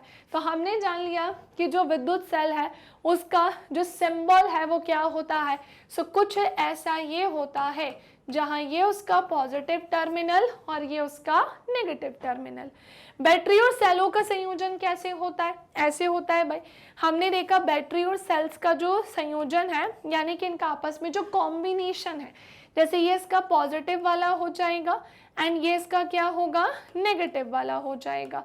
क्लियर, ये इसका पॉजिटिव और ये इसका नेगेटिव वाला होगा। इसी के साथ खुली प्लग कुंजी अथवा स्विच की बात करें तो बेसिकली जो स्विच है अगर वो खुला है ना तो वो ऐसा ही रहेगा और अगर ये बंद है ना स्विच तो फिर कैसा रहेगा, ऐसा रहेगा। दोनों में डिफरेंस है। अगर स्विच कैसा है, खुला है तो वो ऐसा होगा और अगर स्विच बंद है तो वो कैसा होगा, इस प्रकार से। तार संधि की अगर मैं बात करूं तो तार संधि कुछ ऐसी होती है ना। तार संधि कैसी होती है, कुछ इस प्रकार की होती है। सो विद्युत सेल बैटरी अथवा सेलों का संयोजन बता दिया मैंने आपको बता दिया भैया कि जो स्विच है अगर वो ऑन है तो वो ऐसा दिखाई देता है और अगर वो ऑफ होगा तो बेटा ऐसा दिखाई देगा।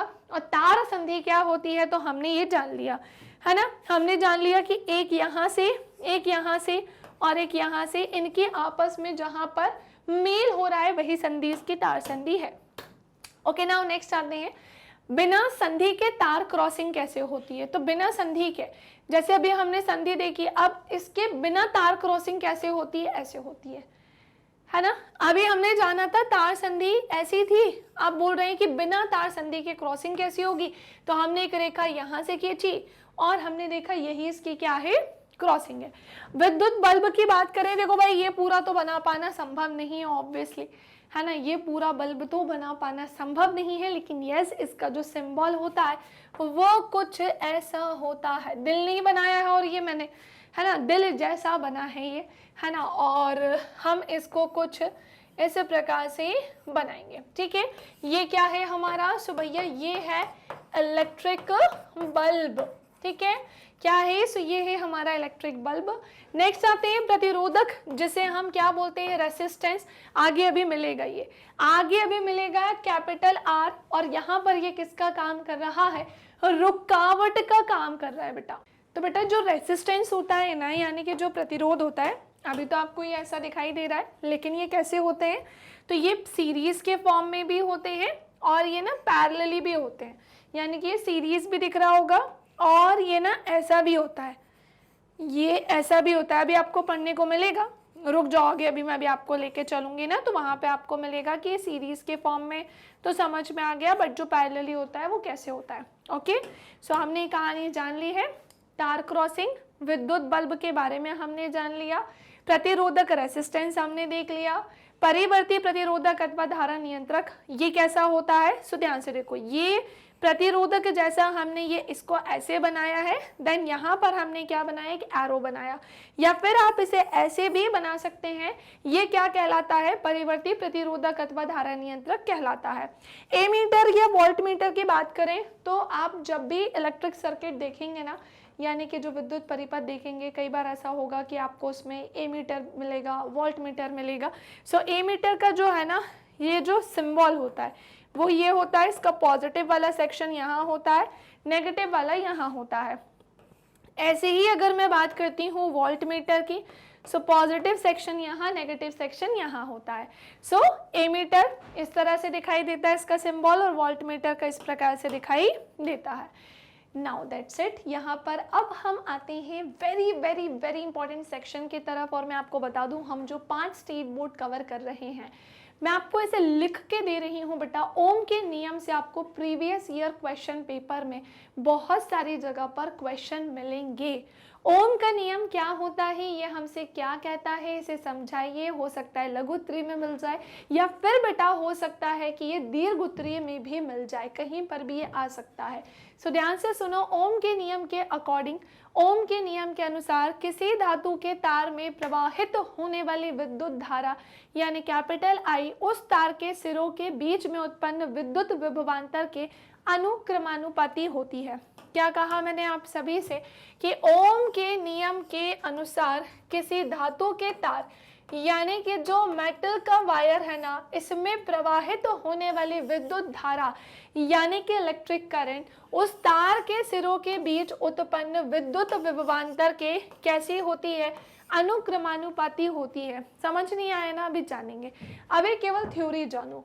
दूसरे शब्दों में हम क्या कह सकते हैं कि जब किसी चालक का ताप अन्य भौतिक अवस्था, फॉर एग्जाम्पल उसकी लेंथ के अकॉर्डिंग, उसके एरिया के अकॉर्डिंग, तो लंबाई, क्षेत्रफल आदि अगर उसकी नहीं बदलती है, तो उसके सिरों पर लगाए गए विभवांतर, विभवांतर अभी बताया था ना, दो बिंदुओं के बीच जो आवेश का प्रवाह होता है और उस आवेश के प्रवाह में किया गया कार्य ही उसका क्या कहलाता है, विभवांतर कहलाता है।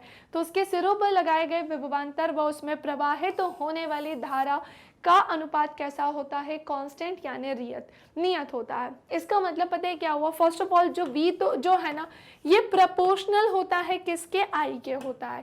V कैसा होता है, प्रोपोर्शनल यानी कि ये अनुक्रमानुपाती होता है। इसका मतलब ये है कि भैया अगर विभवांतर बढ़ेगा ना, तो फिर ये करंट का फ्लो भी बढ़ेगा, धारा भी बढ़ेगी, और अगर ये घटेगा तो ये भी घटेगा।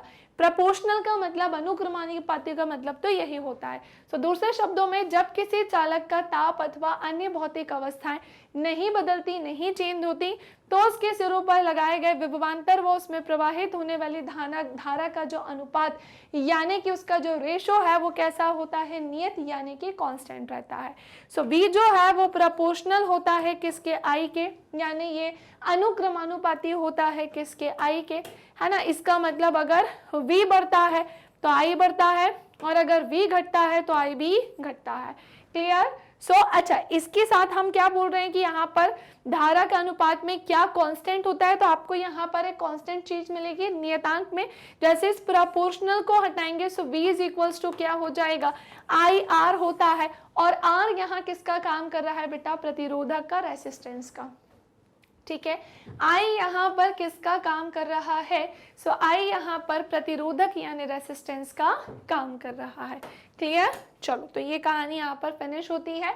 सो हम ऐसा लिख सकते हैं V इज इक्वल्स टू क्या हो जाएगा बेटा, I R हो जाएगा। तो हमने देखा कि हमारा V पहले प्रोपोर्शनल था I के, फिर हमने देखा कि V is equals to I R हो गया, और अगर मैं आर निकालने जाऊंगी तो ये क्या हो सकता है, अगर सॉरी आई निकालने जाऊंगी तो ये क्या होगा, v अपॉन में आर हो जाएगा। क्या बिल्कुल पॉसिबल है क्या? जी हाँ बिल्कुल है। हमने देखा कि v का फॉर्मूला, v तो हम ऐसे लिख रहे थे, v प्रोपोर्शनल है i के, फॉर्मूला ये होगा, i का फॉर्मूला ये हो जाएगा। तो v यहाँ पर क्या है, वेरी इंपॉर्टेंट लाइन। सो बेटा ये है यहाँ पर विद्युत विभवांतर, ये यहाँ पर क्या है, विद्युत विभवांतर है। I जो है तार में प्रवाहित विद्युत धारा है, यानी कि एक वायर में, एक मेटल के वायर में फ्लो करने वाली जो विद्युत धारा है उसको हम कैपिटल I से डिनोट करेंगे। R जो है ये अनुक्रमानुपाती नियतांक है, यानी कि प्रोपोर्शनल कांस्टेंट है। इंग्लिश में बताइए क्या हो जाएगा? सो इंग्लिश में हम इसे बोलते हैं प्रोपोर्शनल कांस्टेंट, है ना। क्या बोलते हैं? प्रोपोर्शनल कांस्टेंट इसे हम बोलते हैं, प्रोपोर्शनल कांस्टेंट इसे हम बोलते हैं। सो आर जो है वो अनुक्रमानुपाती नियतांक होता है। आर को चालक का विद्युत प्रतिरोध कहते हैं। आर बेसिकली क्या कहलाता है? चालक यानी कि भैया कंडक्टर का, चालक यानी कि कंडक्टर का क्या कहलाता है? विद्युत प्रतिरोध कहलाता है, जिसका मान चालक के पदार्थ पर, उसके ताप पर, उसके क्षेत्रफल पर आदि पर क्या करता है? निर्भर करता है। ऊपर दिए गए सूत्र से स्पष्ट होता है कि धारा प्रतिरोध के व्युत्क्रमानुपाती क्रमानुपाती होती है। ये सही बोला है कि जो धारा है ना वो आर के क्या है भैया, व्युत्क्रमानुपाती क्रमानुपाती है। यदि प्रतिरोध का मान 2 गुना है तो धारा कैसी हो जाएगी? आधी हो जाएगी, है ना। तो बेसिकली एक पॉइंट यहाँ पर पता चला कि जो धारा होती है वो हमारी प्रतिरोध की कैसी होती है? व्युत्क्रमानुपाती क्रमानुपाती, यानी कि ये कैसी होती है? इनवर्सली प्रोपोर्शनल होती है। यानी कि अगर I घटेगा ना तो ये बढ़ेगा, और अगर ये घटेगा तो ये बढ़ेगा। ये ऐसा उल्टा पुल्टा चलता है, ठीक है। तो यानी कि अगर रेसिस्टेंस का मान डबल हो रहा है ना तो विद्युत धारा उसकी क्या हो जाएगी? आधी हो जाएगी। और यदि प्रतिरोध का मान आधा कर दिया जाए तो धारा कैसी हो जाएगी? डबल हो जाएगी।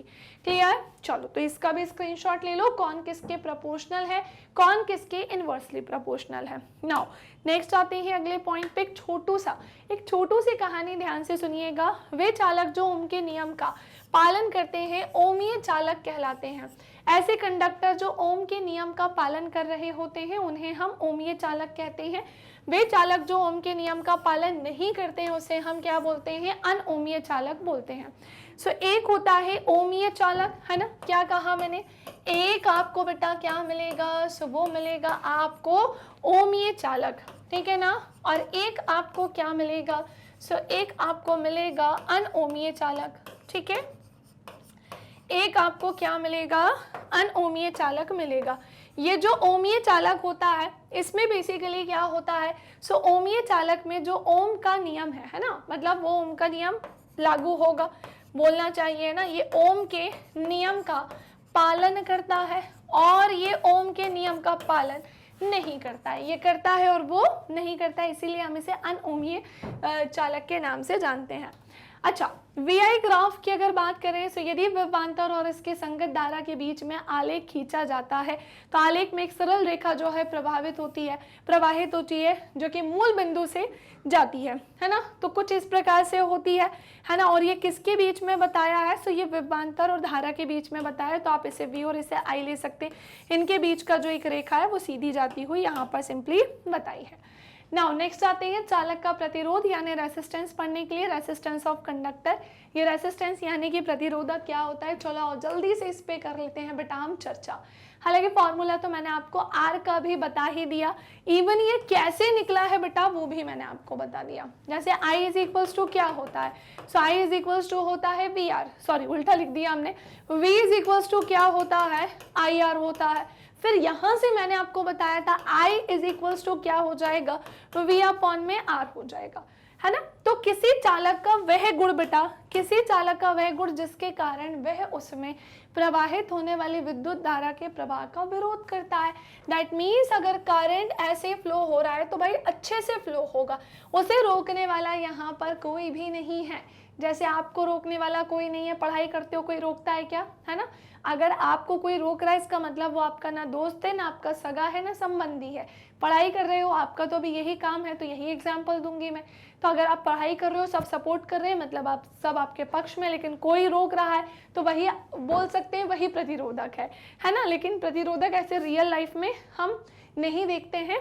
तो बेसिकली वायर में प्रतिरोधक मतलब ये है ना। तो हमने देखा करंट ऐसे फ्लो होगा, फिर प्रतिरोधक और फिर प्रतिरोधक, रेसिस्टेंस।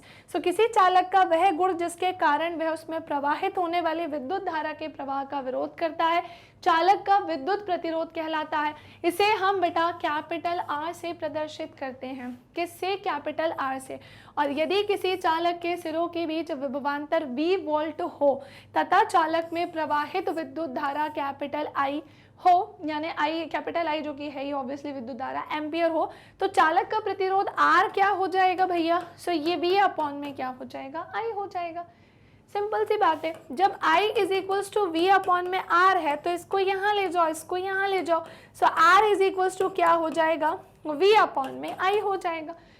केवल ओम के नियम के एक छोटे से फॉर्मूले से V प्रोपोर्शनल टू I, मतलब V जो प्रोपोर्शनल था I से, वहां से हमने 3 फॉर्मूले निकाल दिए। हमने V का भी निकाल दिया, हमने I का भी निकाल दिया और हमने R का भी निकाल दिया। ओम के नियम से इन 3 चीजों की हमें क्या मिलती है? जानकारी मिलती है। यह कौन सी राशि है भाई? वेरी इंपॉर्टेंट, यह एक अदिश राशि है ना। कौन सी राशि है? अदिश राशि है। इसके लिए आपको कोई डायरेक्शन नहीं चाहिए, वेरी इंपॉर्टेंट। आप सोचो कि इसमें डायरेक्शन की ज़रूरत होती है, ना, इसमें डायरेक्शन नहीं होती। और इसका मात्रक क्या होता है? मेरी बात ध्यान से सुनो, ये वोल्ट पर एम्पियर होता है, जिसे हम क्या बोलते हैं? ओम भी बोलते हैं। रेजिस्टेंस R की अगर मैं बात करूँ, इसका फॉर्मूला अगर V अपॉन में I है, थोड़ा सा कॉमन सेंस बुद्धि लगाओ। V का यूनिट क्या होती है भैया? वो होती है वोल्ट, है ना। और इसकी क्या होती है? एम्पियर होती है। ये क्या हो जाएगा? वोल्ट पर एम्पियर हो जाएगा। होगा कि नहीं? बिल्कुल। जिसे हम ओम से भी देखो, कई जगह आपको मिलेगा कि जैसे धारा है, ये करंट फ्लो हो रहा है और उसमें ये क्या है? रुकावट है। ये रुकावट है, तो इसका जो प्रतिरोध होगा, ये मान लेते हैं यहाँ पर 1 ओम है, ये 2 ओम है और ये क्या हो जाएगा? 3 ओम। रेसिस्टेंस प्रतिरोधक को ऐसे दर्शाया जाता है।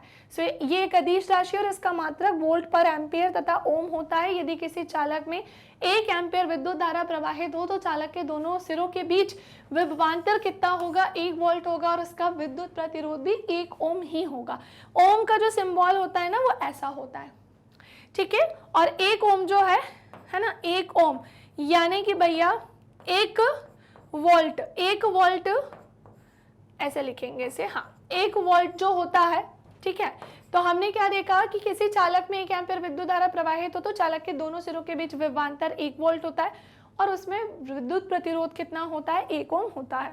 बहुत बड़े प्रतिरोधक को मेगा ओम, इसको भी लिख लेना भाई, पूछा जाता है बेटा कई बार, है ना, कि जो बहुत बड़े प्रतिरोधक होते हैं उसे किससे डिनोट किया जाता है? उसे मेगा ओम से।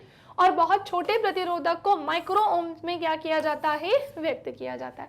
बहुत बड़े प्रतिरोधक को मेगा ओम में और बहुत छोटे प्रतिरोधक को माइक्रो ओम में क्या किया जाता है? व्यक्त किया जाता है। 1 मेगा ओम बराबर होता है 10⁶ ओम के, है ना। 1 मेगा ओम किसके बराबर होता है? 10⁶ ओम के। 1 माइक्रो ओम किसके बराबर होता है? 10⁻⁻⁶ ओम के बराबर होता है, ठीक है। 1 मेगा ओम 10⁻⁶ ओम के बराबर होगा और 1 माइक्रो ओम 10⁻⁻⁶ ओम के बराबर होगा। चलो भाई, अब ये जो प्रतिरोध रेसिस्टेंस जो है ना, किस किस तरीके से रुकावट या फिर किस किस तरीके से बाधा उत्पन्न करता है, चलो इस पर डिस्कशन कर लेते हैं।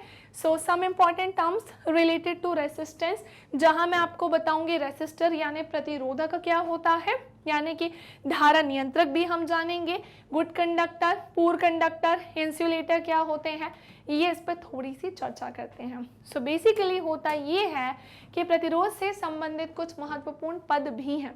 सबसे पहला है रेसिस्टर यानी प्रतिरोधक क्या होता है? विद्युत परिपथ का भैया वह घटक जो विद्युत धारा के प्रवाह में रुकावट लाता है, उसी को हम क्या बोलते हैं, प्रतिरोधक कहते हैं। और इसके द्वारा परिपथ में धारा का जो मान है, देखो अगर जैसे कोई मेटल का वायर है और उसमें बार बार हमें रेसिस्टेंस या प्रतिरोधक देखने को मिल रहा है, तो धारा का जो प्रवाह है वो भी कैसा हो जाएगा, कम। अगर रेसिस्टेंस ज्यादा होता है यानी प्रतिरोध ज्यादा होता है, तो रुकावट भी कैसी, मतलब तो धारा का प्रवाह भी कैसा होगा, कम। अच्छा, जैसे मुझे एक बात बताओ, आप दिन भर में 24 घंटे होते हैं, आपका टारगेट है कि आपको एनी हाउ सेल्फ स्टडी 5 घंटे करनी है, फॉर एग्जाम्पल कि आप फॉर एग्जाम्पल 5 घंटे अपनी सेल्फ स्टडी करते हैं, तो अगर उसमें रुकावट आती है तो आपकी जो सेल्फ स्टडी है वो कम होगी ना। ज़्यादा रुकावट आएगी तो सेल्फ स्टडी ज़्यादा कम होगी, और ज़्यादा रुकावट आएगी तो आपकी जो पढ़ाई है वो और कम होगी। तो ऐसे ही आप इसे किससे समझ सकते हो, धारा और रेसिस्टेंस से, कि भैया अगर प्रतिरोध ज़्यादा है तो धारा का जो प्रवाह होना चाहिए ऑटोमेटिकली क्या होता जाएगा, कम होता जाएगा। ऑटोमेटिकली क्या होगा, कम होता जाएगा। ठीक है। सो रेसिस्टर्स विद्युत परिपथ का वह घटक जो विद्युत धारा के प्रवाह में रुकावट डालता है, प्रतिरोधक कहलाता है, और इसके द्वारा परिपथ में धारा का मान कम हो जाता है। ठीक है। फिर मैम ये बताइए कि धारा नियंत्रक किसे बोलते हैं। तो किसी विद्युत परिपथ की धारा और वोल्टता को नियत रखते हुए प्रतिरोध परिवर्तित करने के लिए जिस घटक का उपयोग करते हैं वही उसका प्रतिवर्ती प्रतिरोध कहलाता है। धारा नियंत्रक किसी विद्युत परिपथ में धारा का मान परिवर्तित करने के लिए धारा नियंत्रक को उपयोग में लिया जाता है, और वास्तव में यही उसका क्या होता है, प्रतिवर्ती प्रतिरोध होता है। फिर मैम गुड कंडक्टर वह पदार्थ जिनमें धारा का प्रवाह बहुत ही आसानी से हो जाए, है ना, जिनका प्रतिरोध कैसा हो, कम हो, है ना, अच्छे चालक कहलाते हैं। जैसे सिल्वर हो गया, तांबा हो गया, एल्यूमिनियम हो गया, इनमें से सिल्वर धारा का सबसे अच्छा चालक होता है, क्योंकि मैंने आपको अभी स्टार्टिंग में ही बताया मेटल्स जो होते हैं वो इलेक्ट्रिसिटी के, बेटा है ना, वो इलेक्ट्रिसिटी के क्या होते हैं, गुड कंडक्टर होते हैं। क्लियर। और पूर कंडक्टर बोले तो भैया वह पदार्थ जो धारा के प्रवाह में रेसिस्टेंस ज्यादा देता है ना। अवरोधक होता है भाई, अधम चालक कहलाता है, पूर कंडक्टर कहलाता है। जनरली इनमें क्या आते हैं भाई, सो जनरली इनमें नॉन मेटल्स आते हैं, हालांकि हाँ ये कुछ इसके मेटल के भी एक्सेप्शन होंगे। ठीक है ना। एंड इसी के साथ साथ वह पदार्थ जिनमें धारा का प्रवाह संभव ही नहीं है, पॉसिबल ही नहीं है, कुचालक कहलाते हैं। जैसे लकड़ी है ना, रबड़ है, प्लास्टिक है, ये सब क्या होते हैं, कुचालक होते हैं। अगले पॉइंट पे आते हैं, प्रतिरोध को प्रवाहित करने वाले कारक कौन कौन से होते हैं, रेसिस्टेंस को अफेक्ट करने वाले कौन कौन से फैक्टर्स होते हैं। सो फैक्टर्स अफेक्टिंग रेसिस्टेंस, है ना। सो रेसिस्टेंस को अफेक्ट करने वाले फैक्टर्स कौन से होते हैं, सबसे पहला है उसमें लेंथ यानी कि उसकी लंबाई। सो किसी भी चालक तार का प्रतिरोध यानी कि आर उसके चालक की लंबाई के कैसा होता है, अनुक्रमानुपाती होता है। बिल्कुल सही बोला है। अच्छा मुझे एक बात बताओ कि जो कंडक्टर है बेसिकली उसकी लंबाई कैसी है, उसकी लेंथ कैसी है, भैया बहुत ज़्यादा है ना। प्रतिरोधक की लेंथ कैसी है बेटा, बहुत ज़्यादा है। तो अगर आर कैसा होगा, ज़्यादा होगा, है ना। अगर आर कैसा होगा, ज़्यादा होगा, है ना, सॉरी, अगर लेंथ कैसी होगी बेटा, ज़्यादा होगी। तो सिंपल है ना, ये जो है प्रोपोर्शनल है किसके, लेंथ के। आर जो है प्रोपोर्शनल है लेंथ के। क्यों, क्योंकि अगर लेंथ ज़्यादा है दैट मीन्स रुकावट भी कैसी होगी, ज़्यादा होगी, है ना। और अगर लेंथ कैसी है, कम, तो रुकावट भी कैसी होगी, कम होगी। सो किसी भी चालक तार का प्रतिरोध चालक की लंबाई के क्या होता है, अनुक्रमानुपाती होता है। सो आर जो है वो अनुक्रमानुपाती है किसके, एल के। ठीक है, किसके भैया, एल के। एल ऐसे लिखेंगे हम। ये हमारी फर्स्ट इक्वेशन हो गई, जिसमें हम क्या कह सकते हैं कि चालक की लंबाई में वृद्धि होने पर इसके प्रतिरोध में भी क्या होती है, वृद्धि होती है, रेसिस्टेंस में भी वृद्धि होती है। देन नाउ नेक्स्ट आते हैं क्षेत्रफल एरिया की तरफ। किसी भी चालक तार का विद्युत प्रतिरोध चालक के अनुप्रस्थ काट के क्षेत्रफल के व्युत्क्रमानुपाती क्रमानुपाती होता है। ठीक है, हमने क्या बोला, किसी भी चालक तार का जो विद्युत प्रतिरोध यानी कि रेसिस्टेंस होता है वो चालक के अनुप्रस्थ काट के क्षेत्रफल यानी कि ए के व्युत्क्रमानुपाती क्रमानुपाती। इसका मतलब ये है कि जो मेटल का वायर है अगर मैं इसे कॉर्नर से कट कर दूं तो यही सेक्शन उसका पता है क्या कहलाता है, अनुप्रस्थ काट कहलाती है। तो बेसिकली जो आर है ना वो इनवर्सली प्रोपोर्शनल होता है किसके, अनुप्रस्थ काट के बेटा क्षेत्रफल के। इसका मतलब समझ रहे हो क्या होता है? सो बेटा इसका मतलब ये होता है कि अगर ये एरिया बताए कैसा होगा, ज़्यादा होगा। समझना कि अगर ये एरिया कैसा होगा, ज़्यादा होगा, तो रेसिस्टेंस कैसा होगा, कम होगा, है ना। मतलब प्रतिरोध फिर कम होगा, रुकावट कैसी होगी, कम होगी। और अगर ये एरिया ही कैसा होगा, कम, तो फिर प्रतिरोध कैसा होगा, रेसिस्टेंस कैसा होगा, ज़्यादा होगा। मतलब ये उल्टा पुल्टा चलता है कि एरिया ज़्यादा दैट मीन्स रेसिस्टेंस कम, और अगर एरिया कम तो फिर प्रतिरोध कैसा होगा, ज़्यादा होगा। ठीक है, तो हम कह सकते हैं कि किसी चालक का जो अनुप्रस्थ काट होता है, यानी ये वाला सेक्शन, इसके क्षेत्रफल में वृद्धि होने पर जो रेसिस्टेंस है उसका वो कम हो जाता है। और यदि यही कारण है कि मोटे तार का प्रतिरोध कम और पतले तार का प्रतिरोध ज़्यादा होता है। बिल्कुल सही बोला है। अगर तार बताए कैसा है, तो तार अगर कैसा है भैया, मोटा है ना, मान लेते हैं कि ये इतना मोटा क्या है भैया, तार है। ठीक है, तो इसमें प्रतिरोध पता है कैसा होगा, कम, रुकावट कम होगी क्योंकि तार कैसा है, मोटा है। और अगर एक पतला सा तार है तो उसमें प्रतिरोध ऑब्वियसली कैसा होगा, ज़्यादा। ठीक है, क्योंकि एरिया कम है। सो जब किसी चालक को खींचा जाता है, कंडक्टर को खींचा जाता है, तो इसकी लंबाई में वृद्धि होती है, साथ ही उसके अनुप्रस्थ काट का जो क्षेत्रफल है ना बेटा, वो भी कम हो जाता है। लेकिन आयतन जो है, वॉल्यूम नियत रहती है, और आयतन का जो फॉर्मूला होता है आपको पता ही है ना। चलो नेक्स्ट आते हैं पदार्थ की प्रकृति की तरफ, नेचर ऑफ मटेरियल। अगला हमारा डिस्कशन का पॉइंट है, और वो क्या है ना। और इसमें एक चीज़ और ऐड कर देना, इसका जो आयतन होता है वो क्षेत्रफल की मल्टीप्लाई करनी होगी किससे, लंबाई से। यानी इसमें लंबाई भी, चौड़ाई भी, ऊंचाई भी सब आ जाएगी। लंबाई गुणा चौड़ाई गुणा ऊंचाई, तो ही हम उसका क्या निकाल सकते हैं, वॉल्यूम यानी कि आयतन। नेचर ऑफ मटेरियल, पदार्थ की प्रकृति कैसी होती है। कि यदि समान लंबाई कि वह अनुप्रस्थ काट के क्षेत्रफल के तारों को अलग अलग पदार्थों के द्वारा निर्मित किया जाता है, तो दोनों चालक तारों का प्रतिरोध भी कैसा होगा, भिन्न होगा, है ना। तो दोनों चालक का प्रतिरोध भी कैसा होगा, भिन्न होगा। सो अब बात आती है, यहाँ पर एक चीज मिलेगी आपको, जैसे R जो है प्रपोर्शनल था L/A के, तो यहाँ पर इस प्रपोर्शनल को हटाने के लिए एक वर्ड मिलेगा आपको, मतलब एक वर्ड कह रहे हैं, एक चीज आएगी अब यहाँ पर, और वो क्या होती है, रो। फिजिक्स में बेटा इसे हम क्या बोलते हैं, रो। और ये कुछ इस प्रकार से बनाया जाता है। बेसिकली मैम ये रो कहाँ से आ गया, तो बेटा जैसे R आया था, जब हमने जाना था कि V जो है प्रपोर्शनल है I के, फिर ये प्रपोर्शनल हटा था, है ना, फिर क्या आ गया था, R आ गया था। वैसे ही यहाँ पर R जो है इनवर्सली प्रपोर्शनल है इसके, और हमने देखा कि इसको हटाने के लिए यहाँ पर क्या आ गया है, सो यहाँ पर जो है रो आ गया है। सो बेसिकली रो जो है ये समानुपाती नियतांक होता है, जो प्रतिरोधकता या फिर चालक का विशिष्ट प्रतिरोध कहलाता है। इसका एसआई मात्रक ओम मीटर होता है बेटा, इसका एसआई मात्रक क्या होता है, ओम मीटर होता है। अरे समझे कि नहीं समझे? सारे बच्चे यहाँ तक कमेंट करके बताएंगे कि सारी चीजें क्लियर हो गई, किसी को कोई कंफ्यूजन इतने में, किसी को कोई भी समस्या, पक्का? चलो रेसिस्टिविटी स्टार्ट करते हैं, जो कि क्या कहलाती है, प्रतिरोधकता कहलाती है। सो इकाई लंबाई व इकाई अनुप्रस्थ काट के क्षेत्रफल वाले चालक का प्रतिरोध ही उसकी क्या कहलाती है, प्रतिरोधकता। और किसी चालक की प्रतिरोधकता उसके लिए एक कैसी है भैया, नियतांक है, यानी कांस्टेंट है। ये चालक की लंबाई वह उसके अनुप्रस्थ काट के क्षेत्रफल पर निर्भर नहीं करती है। प्रतिरोधकता की अगर बात करते हैं, पहली बात तो किस पर निर्भर नहीं करती है, तो चाहे उस कंडक्टर की लेंथ को ले लो या फिर उसका जो अनुप्रस्थ काट का क्षेत्रफल ले लो, वो ये उस पर डिपेंड नहीं करती है। सो बेसिकली जो रो होता है वो हो जाएगा RA/L।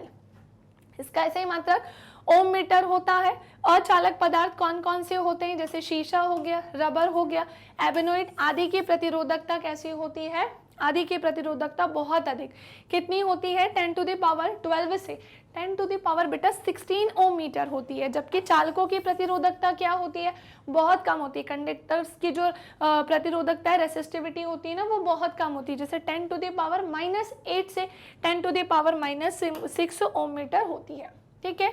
तो एक काम करते हैं, हम सभी की रेसिस्टिविटी को ही एक बार डिस्कस करते हैं, जो आपके एनसीईआरटी में बेटा प्रॉपरली गिवन है, जो प्रॉपरली आपको आपके एनसीईआरटी में दी गई है। तो हमने क्या देखा, 20 डिग्री सेल्सियस पर कुछ पदार्थों की विद्युत प्रतिरोधकता को हम यहाँ पर देखेंगे। तो क्या हो गया यहाँ पर, चालक हमने देखा, पदार्थ है हमारे पास, चालक में जैसे हमने क्या देखा, हमारे पास क्या क्या है, सिल्वर है, कॉपर है, एल्यूमिनियम है, कंडक्टर में टंगस्टन है, निकल है, आयरन, क्रोमियम, मरकरी और क्या हो जाएगा बेटा, मैग्नीज हो जाएगा। और इसके रेसिस्टेंस की बात करेंगे, ओम मीटर रेसिस्टिविटी की प्रतिरोधकता। तो ये सभी की कैसे देकर रखी है, अलग अलग देकर रखी है। जैसे सिल्वर की क्या है, 1.60 मल्टीप्लाई 10⁻⁻18 और कॉपर की क्या है 1.62। आप देखो भाई 10⁻⁻8 तक तो सही था, लेकिन ये 1.60 से 1.62 हो गया। सो बेसिकली जो कॉपर की प्रतिरोधक है वो क्या हो जाएगी, 1.62 मल्टीप्लाई 10⁻⁻8। ओके, नेक्स्ट आ जाओ एल्यूमिनियम के लिए। सो 2.63 मल्टीप्लाई 10⁻⁻8 एंड टंगस्टन के लिए 5.20 मल्टीप्लाई 10⁻⁻8, निकल के लिए 6.84 मल्टीप्लाई 10⁻⁻8, आयरन के लिए 10 मल्टीप्लाई 10⁻⁻8, क्रोमियम के लिए 12.9 मल्टीप्लाई 10⁻⁻8, मरकरी के लिए 94.0 मल्टीप्लाई 10⁻⁻8 एंड लास्ट है मैग्नीज जिसके लिए 1.84 मल्टीप्लाई 10⁻�6। ठीक है, ये इसकी क्या है प्रतिरोधक। मिश्र धातुएं जो कि मिश्र धातुओं के नाम से जानी जाती हैं, इनमें कॉन्स्टेंटन हो जाएगा जो कि कॉपर और निकल से मिलकर बना हुआ है ना। और अच्छा, ये यहाँ पर एक वर्ड जो यूज किया गया है, मैं आपको सिंपली बता दूं, ये रॉन्ग वर्ड किया गया है यूज। कमेंट सेक्शन में बताइए कि इसके प्लेस पर क्या आएगा। मैग्नीज इसमें नहीं आ सकता है क्योंकि मैग्नीज कोई मिश्र धातु नहीं होती है या मिश्र धातु नहीं होती भैया, एक मेटल है वो तो सॉरी एक मेटल कह रहे, एक एलिमेंट है वो तो, यानी कि क्या है, एक तत्व है। तो कमेंट सेक्शन में बताइए कि ये क्या है। हाँ बिल्कुल, लेकिन इसका प्रतिरोध मैं आपको बता देती हूँ 44 मल्टीप्लाई 10⁻⁻6 एंड इसी के साथ साथ निक्रोम या नाइक्रोम आपको मिलेगा जो कि 100 मल्टीप्लाई 10⁻⁻6 एंड इसी के साथ साथ कुछ प्रतिरोधी भी हैं जिनमें धारा का प्रवाह ऑब्वियसली नहीं हो सकता है, जैसे कांच में नहीं हो सकता है ना। इसी के साथ साथ जो कठोर एबोनोइड होते हैं उनमें नहीं हो सकता, डायमंड में नहीं हो सकता है ना, और किस में नहीं हो सकता है, कागज शुष्क में भी नहीं हो सकता है। ठीक है, चलिए भाई आगे बढ़ते हैं अब हम फटाफट से। और प्रतिरोधकों के निकाय का प्रतिरोध, resistance of a system of resistors, इसे हम क्या करते हैं, डिस्कस करते हैं। सो प्रतिरोधकों के निकाय का प्रतिरोध, जहां पर दो कॉम्बिनेशन में आपको पढ़ाऊंगी, एक तो हमारा सीरीज कॉम्बिनेशन हो जाएगा और एक बेटा हमारा होगा पैरेलल कॉम्बिनेशन। ठीक है, तो उम्मीद करती हूँ कि यहाँ तक जितना पढ़ाया वो समझ में आ गया होगा। थोड़ा सा इजी वे में पहले तो मैं आपको सीरीज और पैरेलल कॉम्बिनेशन को बताती हूँ। ठीक है, तो देखो मैंने यहाँ पर क्या बोला है, मैं आपको यहाँ कॉम्बिनेशन पढ़ाने जा रही हूँ। क्या कॉम्बिनेशन, यानी कि मैं आपको यहाँ पर संयोजन पढ़ाने जा रही हूँ, है ना। कॉम्बिनेशन यानी कि संयोजन जो है वो पढ़ाने जा रही हूँ। ठीक है, तो सुनो, होता क्या है कि हम यहाँ पर जानेंगे संयोजन के बारे में, और ये जो संयोजन होता है ये बेसिकली कैसे होते हैं, दो तरीके के, है ना। एक तो भैया सीरीज के फॉर्म में होते हैं और एक कैसे होते हैं, पैरेलली होते हैं। इसे हम और क्या लिख सकते हैं, तो सुनो, इसे हम लिख सकते हैं, पहले तो हम लिखेंगे श्रेणी क्रम संयोजन। ठीक है, एक हमारा क्या हो जाएगा, श्रेणी क्रम संयोजन, और एक हमारा क्या हो जाएगा, वेरी इंपॉर्टेंट बेटा, सो एक हमारा होगा समांतर क्रम संयोजन।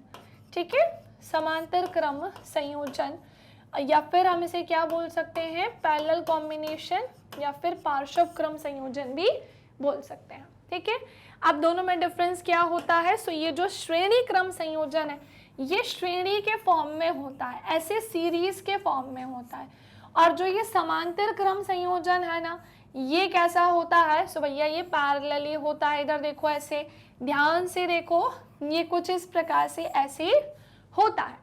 इन दोनों के ही सूत्र भी अलग होते हैं, इन दोनों के ही फॉर्मूले भी कैसे होते हैं, अलग होते हैं, है ना। जैसे कि यहाँ पर ये R1 R2 R3 ऐसे चलता है, और ये यहाँ पर कैसे चलता है 1/R1, 1 में R2 एंड 1 में क्या होता है बेटा R3 होता है। समझे कि नहीं समझे, हाँ या ना? तो बेटा आपको दोनों चीजें क्लियर हो गई ना। चलो अब हम एक एक करके सबको फटाफट से समझना शुरू करते हैं। सबसे पहली चीज कॉम्बिनेशन ऑफ रेसिस्टेंस की बात करते हैं। सो श्रेणी क्रम संयोजन क्या होता है? सो श्रेणी क्रम संयोजन में प्रतिरोधों को इस प्रकार जोड़ा जाता है कि प्रत्येक प्रतिरोध का दूसरा सिरा अगले वाले प्रतिरोध के पहले सिरे से कैसा होता है, जुड़ा होता है। आप देखो ना यहाँ पर ये पूरा सर्किट हमारा कंप्लीट है। हमने देखा कि यहाँ पर रेसिस्टेंस जो है वो भी एक दूसरे से इसी तरह से क्या है भाई जुड़े हुए हैं, और यहाँ पर 3 तरीके के प्रतिरोध हमें दिखाई दे रहे हैं जो कि बेटा सीरीज के फॉर्म में क्या है अरेंज है। सो श्रेणी क्रम संयोजन में प्रतिरोधों को ऐसे जोड़ा जाता है कि प्रत्येक प्रतिरोध का दूसरा सिरा अगले प्रतिरोध के पहले सिरे से जुड़ा हो, और इस प्रकार के संयोजन में सभी प्रतिरोधों में एक समान धारा जो है प्रवाहित तो होती है। बिल्कुल सही।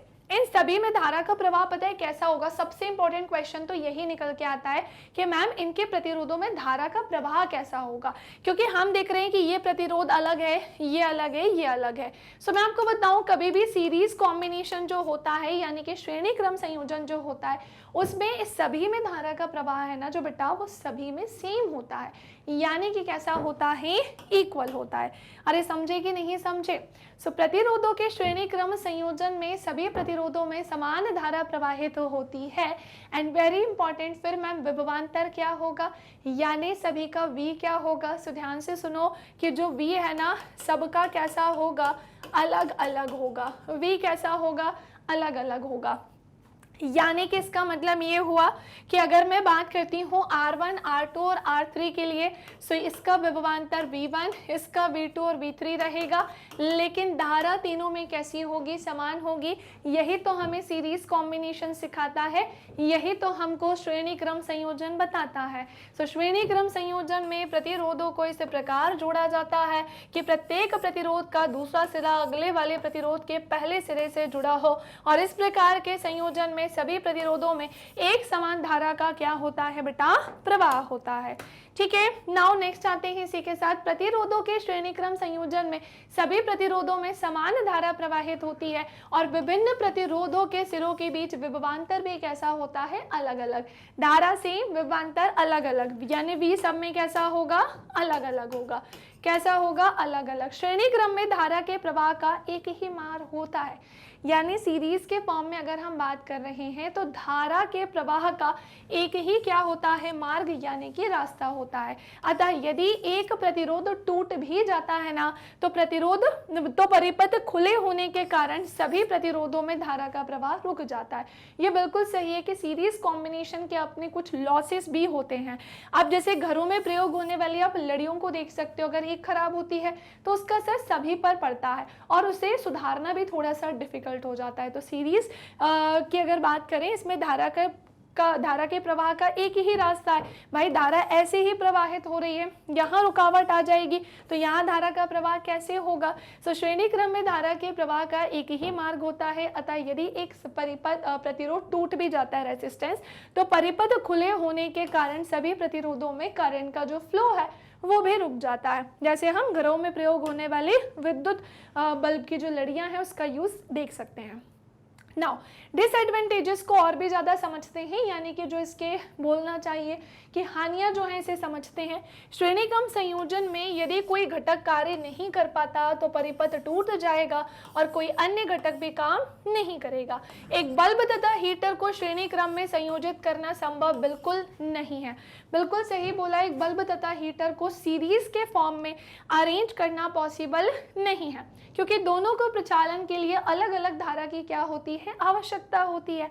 इसी समस्या के कारण हम श्रेणी क्रम संयोजन का उपयोग नहीं करते। भाई तुम एक बात बताओ, थोड़ा सा बुद्धि लगाओ कि हमारे घर में जो बल्ब होता है और एक जो हीटर है, दोनों में धारा का प्रवाह सेम कैसे हो सकता है। भाई एक पंखा चल रहा है और एक एसी चल रहा है, तो पंखे और एसी में तो अंतर है ना। पंखे में इतना ज्यादा धारा का प्रवाह नहीं होगा, है ना, लेकिन एसी में तो होगा। तो एक बल्ब और हीटर को श्रेणी क्रम में संयोजित करना संभव नहीं है, क्योंकि दोनों को प्रचालन के लिए अलग अलग धारा की आवश्यकता होती है। तो ये सीरीज में तो नहीं हो सकते। जनरली हमारे घरों में फिर किसका यूज किया जाता है सभी चीजों को चलाने के लिए? सीरीज का नहीं बल्कि पैरेलल।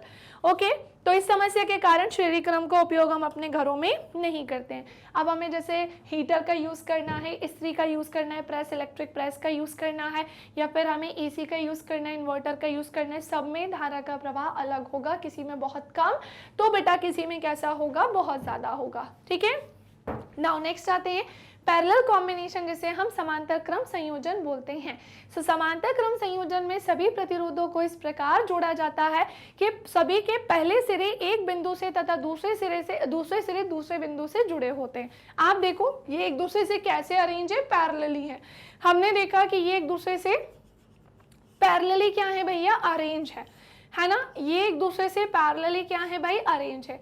ये R1 R2 और क्या है, R3 है। अब सुनते चलना है ना। तो होता ये है कि माना हमने क्या जाना कि इस प्रकार के संयोजन में सभी प्रतिरोधों के बीच विभवांतर कैसा होता है, समान। ये सारे पॉइंट्स तो ना आपको थोड़े से समझने ही पड़ेंगे। और सुनो, फॉर्मूला मैंने बता दिया, इसका ध्यान रखना है ना, अभी स्टार्टिंग में लिखवाया। ठीक है, सो अब इनमें क्या होता है मैम, तो हमने देखा कि इनका R1 R2 R3 हमें 3 तरीके के यहाँ पर प्रतिरोध दिख रहे हैं।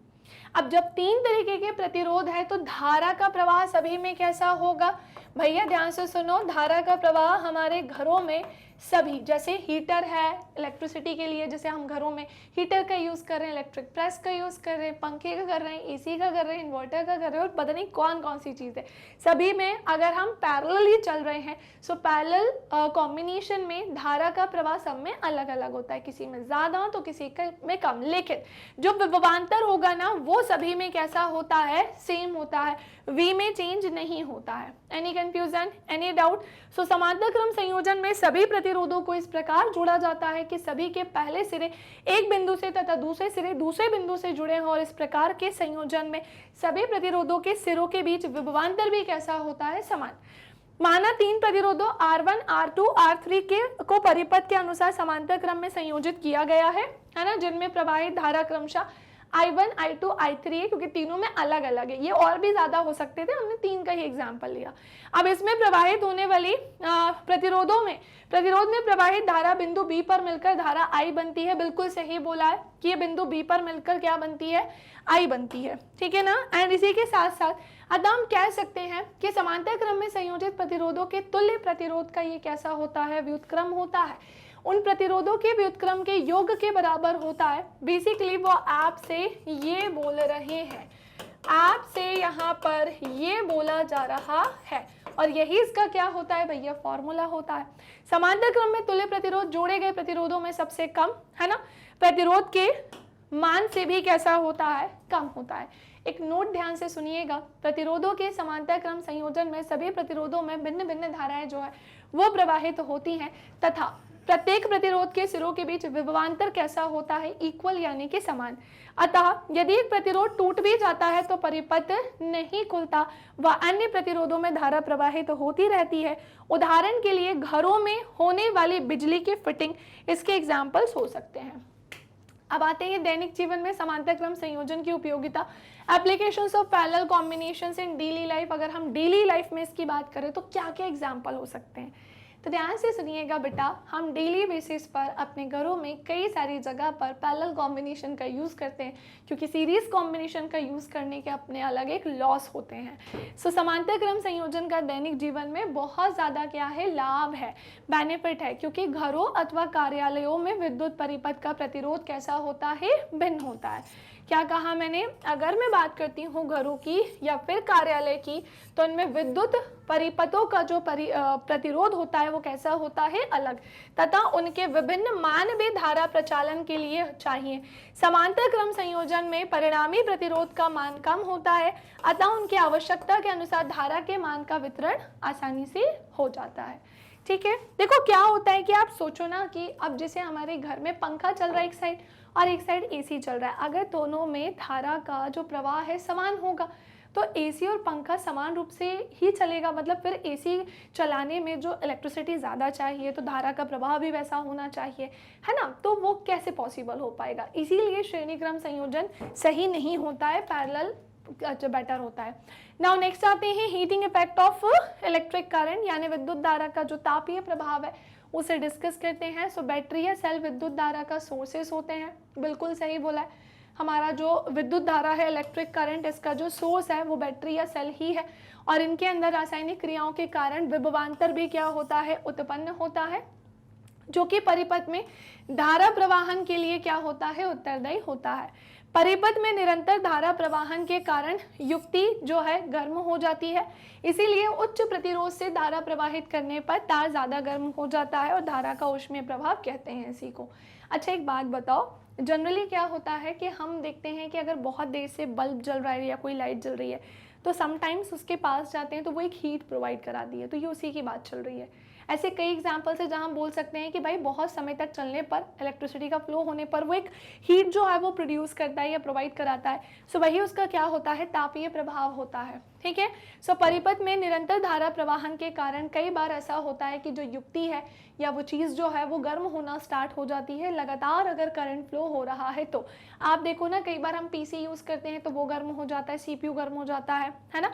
कई बार हम जो है लैपटॉप यूज़ करते हैं वो गर्म हो जाता है, बिल्कुल ये सारी चीज़ें होती हैं। सो परिपथ में निरंतर धारा प्रवाहन के कारण युक्ति गर्म हो जाती है, इसीलिए उच्च प्रतिरोध से धारा प्रवाहित करने पर तार जो है अधिक गर्म हो जाता है और इसे हम धारा का ऊष्मीय प्रभाव कहते हैं। विद्युत ऊर्जा के ऊष्मीय ऊर्जा के रूपांतरण के कुछ एग्जाम्पल्स, जैसे अब ये क्या हो सकते हैं, विद्युत हीटर हो सकते हैं, इलेक्ट्रिक प्रेस हो सकता है, ये सब। नाउ चालक में उत्पन्न ऊष्मा की अब हम यहाँ पर क्या करने जा रहे हैं, गणना, कि जो कंडक्टर है उसमें जो ऊष्मा उत्पन्न होती है, चलो उसकी कैलकुलेशन करें। किसी चालक में विद्युत आवेश प्रवाहित होने से ऊर्जा तो व्यय होती ही है। भाई एक बात बताओ, हम जो काम करते हैं, जैसे हम सुबह सोकर उठते हैं तब से लेकर रात में सोने के पहले तक, न जाने कितने सारे काम करते हैं। आप लोग सुबह उठते हो, फिर फ्रेश होते हो, तैयार होते हो, नहाते हो, भाई स्कूल जाते हो, होता है कि नहीं होता है ना। एंड स्कूल जाके सारी क्लासेस अपनी अटेंड करते हो, फिर लंच होता है, भाई भूख लगने लगती है, फिर लंच करते हो, फिर क्लासेस लेते हो, फिर घर पहुंचते हो, फिर भूख लगने लगती है। तो बेसिकली हम जितने भी काम कर रहे होते हैं, हमें चाहिए एनर्जी। क्या चाहिए होती है, एनर्जी। और एनर्जी कहाँ से आती है, तो ऑब्वियसली बेसिकली जो एनर्जी है वो हमें आती है खाने पीने से, तो ऐसे इनको भी एनर्जी चाहिए और इनकी ऊर्जा का व्यय भी होता है, काम होता जाएगा तो ऊर्जा तो खर्च होगी है ना। सो किसी चालक में विद्युत आवेश प्रवाहित होने से जो ऊर्जा व्यय होती है उसी को हम विद्युत ऊर्जा कहते हैं। और यदि किसी चालक के सिरों के बीच विभवांतर V वोल्ट है और Q कूलाम आवेश को चालक के एक सिरे से दूसरे सिरे तक ले जाने में किया गया कार्य या वे विद्युत ऊर्जा जो है फिर वो क्या हो जाएगी। So W is equals to V multiply क्या हो जाएगा, Q हो जाएगा। W is equals to V multiply Q हो जाएगा। और विद्युत ऊर्जा का मात्रा क्या हो जाता है, जूल होता है। विद्युत ऊर्जा का मात्रा क्या होता है, जूल होता है। यदि चालक के सिरों के बीच विभवांतर 1 वोल्ट है ना, विभवांतर कितना है, 1 वोल्ट है, और चालक में 1 कूलाम आवेश प्रवाहित किया जा रहा है तो किया गया कार्य भी क्या होगा, 1 जूल होगा। इसी के साथ विभवांतर व धारा के पदों में विद्युत ऊर्जा, यदि किसी चालक के सिरों के बीच विभवांतर V वोल्ट है तो इसमें I एम्पियर जो कि विद्युत धारा है t सेकंड में के लिए प्रवाहित की जाती है, तो उसमें प्रवाहित आवेश चार्ज क्या होगा, I मल्टीप्लाई t होगा। कुछ नया तो नहीं है ना, अभी मैं इतनी देर से आपको पढ़ा रही हूँ तो स्टार्टिंग से ही चीज़ें मैं क्लियर करते हुए आ रही हूँ। अब हम बिल्कुल एंड की तरफ चल रहे हैं, तो जिन भी स्टूडेंट्स ने स्टार्टिंग का सेशन नहीं देखा होगा ना बेटा, ये चीज़ें आपको बिल्कुल न्यू लगेंगी। तो एक रिक्वेस्ट है कि वीडियो को पूरा स्टार्टिंग से देखना ताकि कोई भी चीज़ें आपके मिस ना हो। So Q is equals to I multiply T coulomb, है ना। समीकरण 2 का मान 1 में अगर रखेंगे तो चालक में T सेकंड में व्यय हुई विद्युत ऊर्जा क्या हो जाएगी, W is equals to VIT joule हो जाएगी, है ना। अगर हम इक्वेशन 2 में इक्वेशन 1 को रखते हैं तो फिर क्या हो जाएगा, W is equals to VI2 होगा पूरा सॉल्व करने पर, ठीक है। एंड इसी के साथ आते हैं धारा व प्रतिरोध के पदों में, है ना। विद्युत ऊर्जा यदि चालक प्रतिरोध ओम हो तो ओम के नियम के अकॉर्डिंग क्या होगा, ओम का नियम हमसे V is equals to IR बोलता है ना।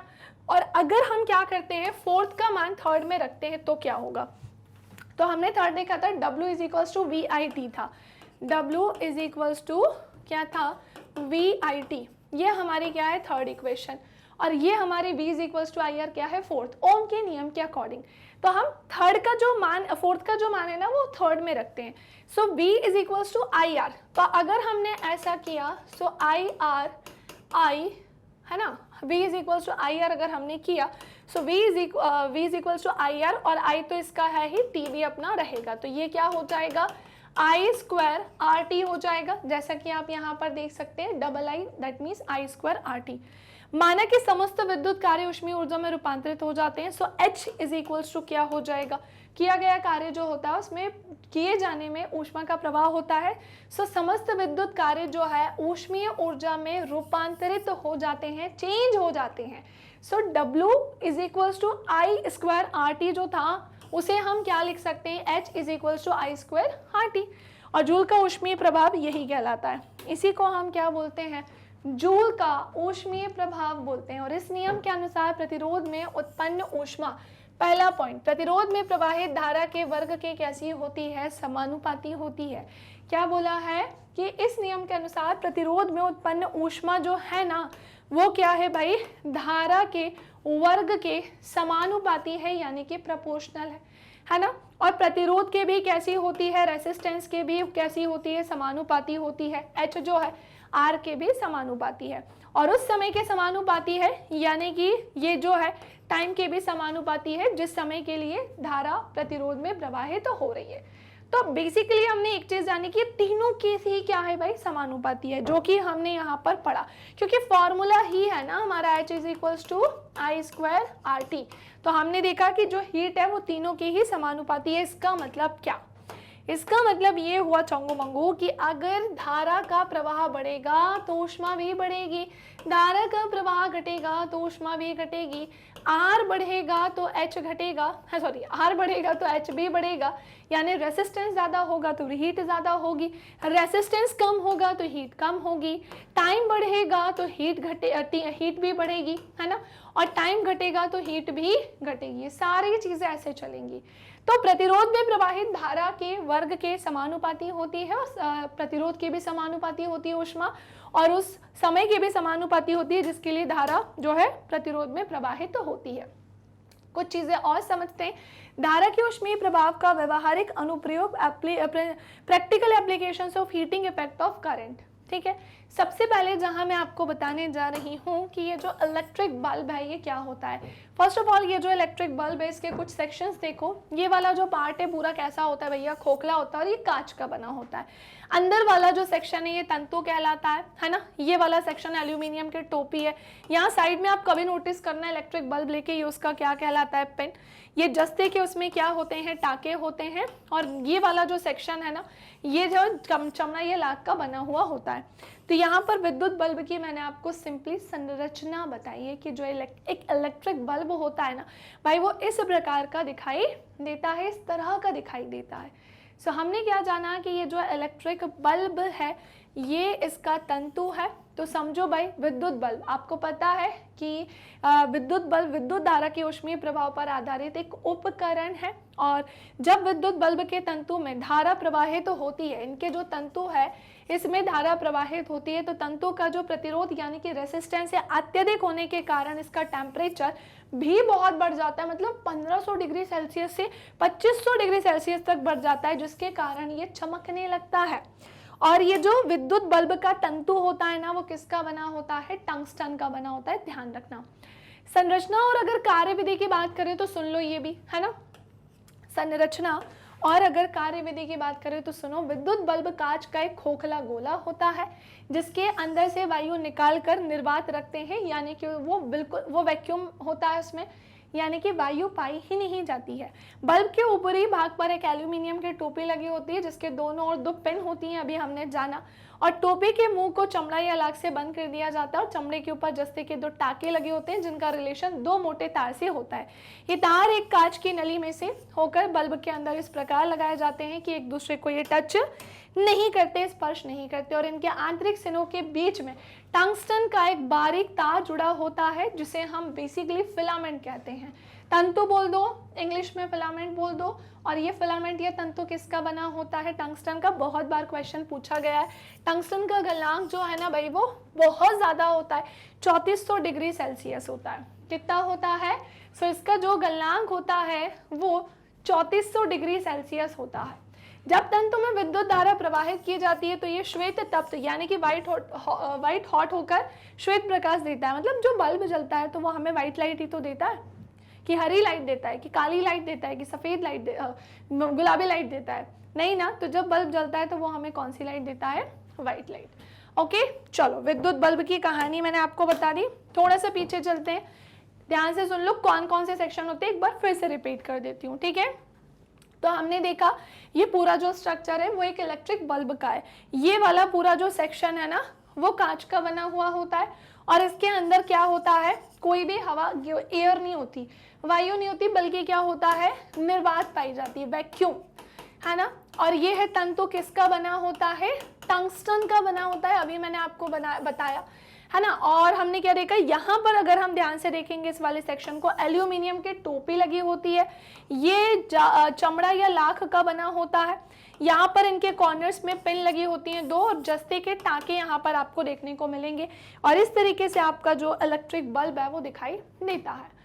अब इलेक्ट्रिक फ्यूज क्या होता है ना, विद्युत फ्यूज जिसे हम बोलते हैं। तो आपने अपने घरों में कई बार देखा होगा इलेक्ट्रिक फ्यूज का यूज किया जाता है ना। कभी कभी घरों में बिजली के तार आपस में संपर्क में आ जाते हैं, जो परिपथ में लघु पतन यानी शॉर्ट सर्किट हो जाता है, जिस कारण उपकरणों में धारा का मान जो है वो बढ़ जाता है ना। और इतनी ज्यादा ऊष्मा हो जाती है कि उपकरणों के क्षतिग्रस्त हो जाने का भय रहता है। कई बार ये सिचुएशन आती है शॉर्ट सर्किट वाली, और घर की कई बार ऐसा होता है आधे घर की बिजली चली जाती है, नहीं तो पूरे ही घर की बिजली चली जाती है। तो कभी कभी घरों में बिजली के तार आपस में संपर्क में आ जाते हैं तो परिपथ में लघु पतन यानी शॉर्ट सर्किट हो जाता है, जिस कारण उपकरणों में धारा का मान बढ़ जाता है।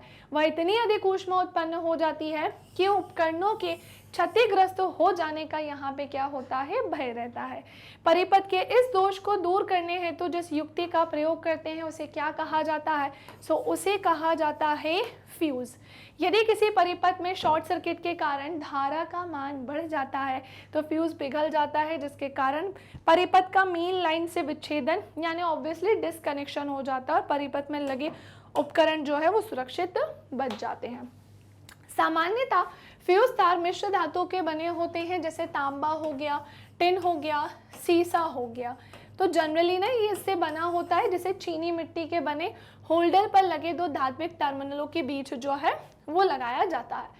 फ्यूज तार का गलनांक तांबे की तुलना में बहुत कम होता है। फ्यूज के को परिपथ के श्रेणी क्रम में संयोजित किया जाता है। इसे सीरीज के फॉर्म में बेटा हम क्या करते हैं? अरेंज करते हैं। और मोटाई के अनुसार फ्यूज तार की एक निश्चित क्षमता होती है। बिल्कुल ऐसा नहीं बोल सकते हम कि जितनी ज़्यादा करंट इसमें सप्लाई होगी तो हमारा जो फ्यूज वायर है वो इजीली उसको एक्सेप्ट कर सकेगा, है ना। जैसे कई बार ऐसा होता है कि हम घरों में देखते हैं भाई शॉर्ट सर्किट हो जाता है, कुछ सेक्शंस की लाइट चली जाती हैं, है ना। इवन ऐसा शॉर्ट सर्किट होता है कि घर में जो बड़े बड़े उपकरण होते हैं, या ऐसा बोलना चाहिए बड़ी बड़ी चीज़ें जैसे मशीन हो गई, वॉशिंग मशीन, अगर वो चल रही है तो वो बंद हो जाती हैं। रीज़न क्या होता है? शॉर्ट सर्किट, है ना। इसीलिए कभी लाइट जाती है तो हमारे घरों में जनरली बोला जाता है कि भाई जो टीवी है उसको बंद कर दो, जो एसी है उसे बंद कर दो, जो हमारा फ्रिज है, वॉशिंग मशीन चल रही है उसे बंद कर लो। क्यों? क्योंकि कई बार लाइट आती है तो इनके शॉर्ट सर्किट होने के भी चांसेस होते हैं, क्योंकि लाइट तो एकदम से आती है ना। तो ये सब रीज़न होते हैं। हालांकि फ्यूज तार एक डिफरेंट चीज़ हो जाएगी। सो फ्यूज तार का गलनांक तांबे की तुलना में बहुत कम होता है, इस बात का ध्यान रखना। और फ्यूज को बेटा परिपथ के श्रेणी क्रम यानी सीरीज के फॉर्म में क्या किया जाता है? इसको अरेंज किया जाता है। एंड इसके थिकनेस के अकॉर्डिंग यानी मोटाई के अनुसार फ्यूज तार की एक निश्चित क्या होती है भैया? क्षमता होती है, जिससे अधिक विद्युत धारा प्रवाहित होने पर फ्यूज तार क्या होता है? गर्म होकर पिघल जाता है तथा विद्युत परिपथ यहाँ पर टूट जाता है और विद्युत धारा का आना बंद हो जाता है। ठीक है ना। So that's it. फाइनली हमारा ये चैप्टर होता है यहाँ पर फिनिश, और हमने एक ही वीडियो में पूरा जो कंप्लीट चैप्टर रिवीजन है इसका देख लिया है। इलेक्ट्रिसिटी चैप्टर में ज़्यादातर क्वेश्चंस बेटा न्यूमेरिकल से आते हैं, तो प्लीज़ उस पर थोड़ा सा फोकस्ड रहिएगा। न्यूमेरिकल क्वेश्चंस के ऑलरेडी मैंने प्रैक्टिस करना आप लोगों को सिखाई है। इवन मैंने आपको ढेर सारे न्यूमेरिकल्स भी सॉल्व करवा कर बताएं कि कैसे आपको आपके बोर्ड एग्जाम में न्यूमेरिकल सॉल्व करने हैं। ओके, सो आज के लिए इतना ही। सेशन को लाइक करना है, सेशन को शेयर करना है। बाकी आप मेरी क्लासेस कहाँ कहाँ देख सकते हैं? सो बेटा यूट्यूब पर लाइव प्लस रिकॉर्डेड आप दोनों ही देख सकते हैं। एप्लीकेशन के थ्रू भी आप मुझसे जुड़ सकते हैं एंड वेबसाइट के थ्रू जुड़कर भी आप हमारे सेशंस वहाँ पर अटेंड कर सकते हैं। ये है हमारे हिंदी इंग्लिश मीडियम के टॉप कोर्सेज, जहां हम CBSE board, Delhi board, Bihar board, UP board, MP board, Rajasthan board, Vedic maths, crash course, spoken English, ये सारी ही चीज़ें करवाते हैं कवर। सो मिलेंगे नेक्स्ट सेशन में, तब तक के लिए बाय बाय, नेक्स्ट क्लास में, तब तक के लिए bye bye, take care, thank you class.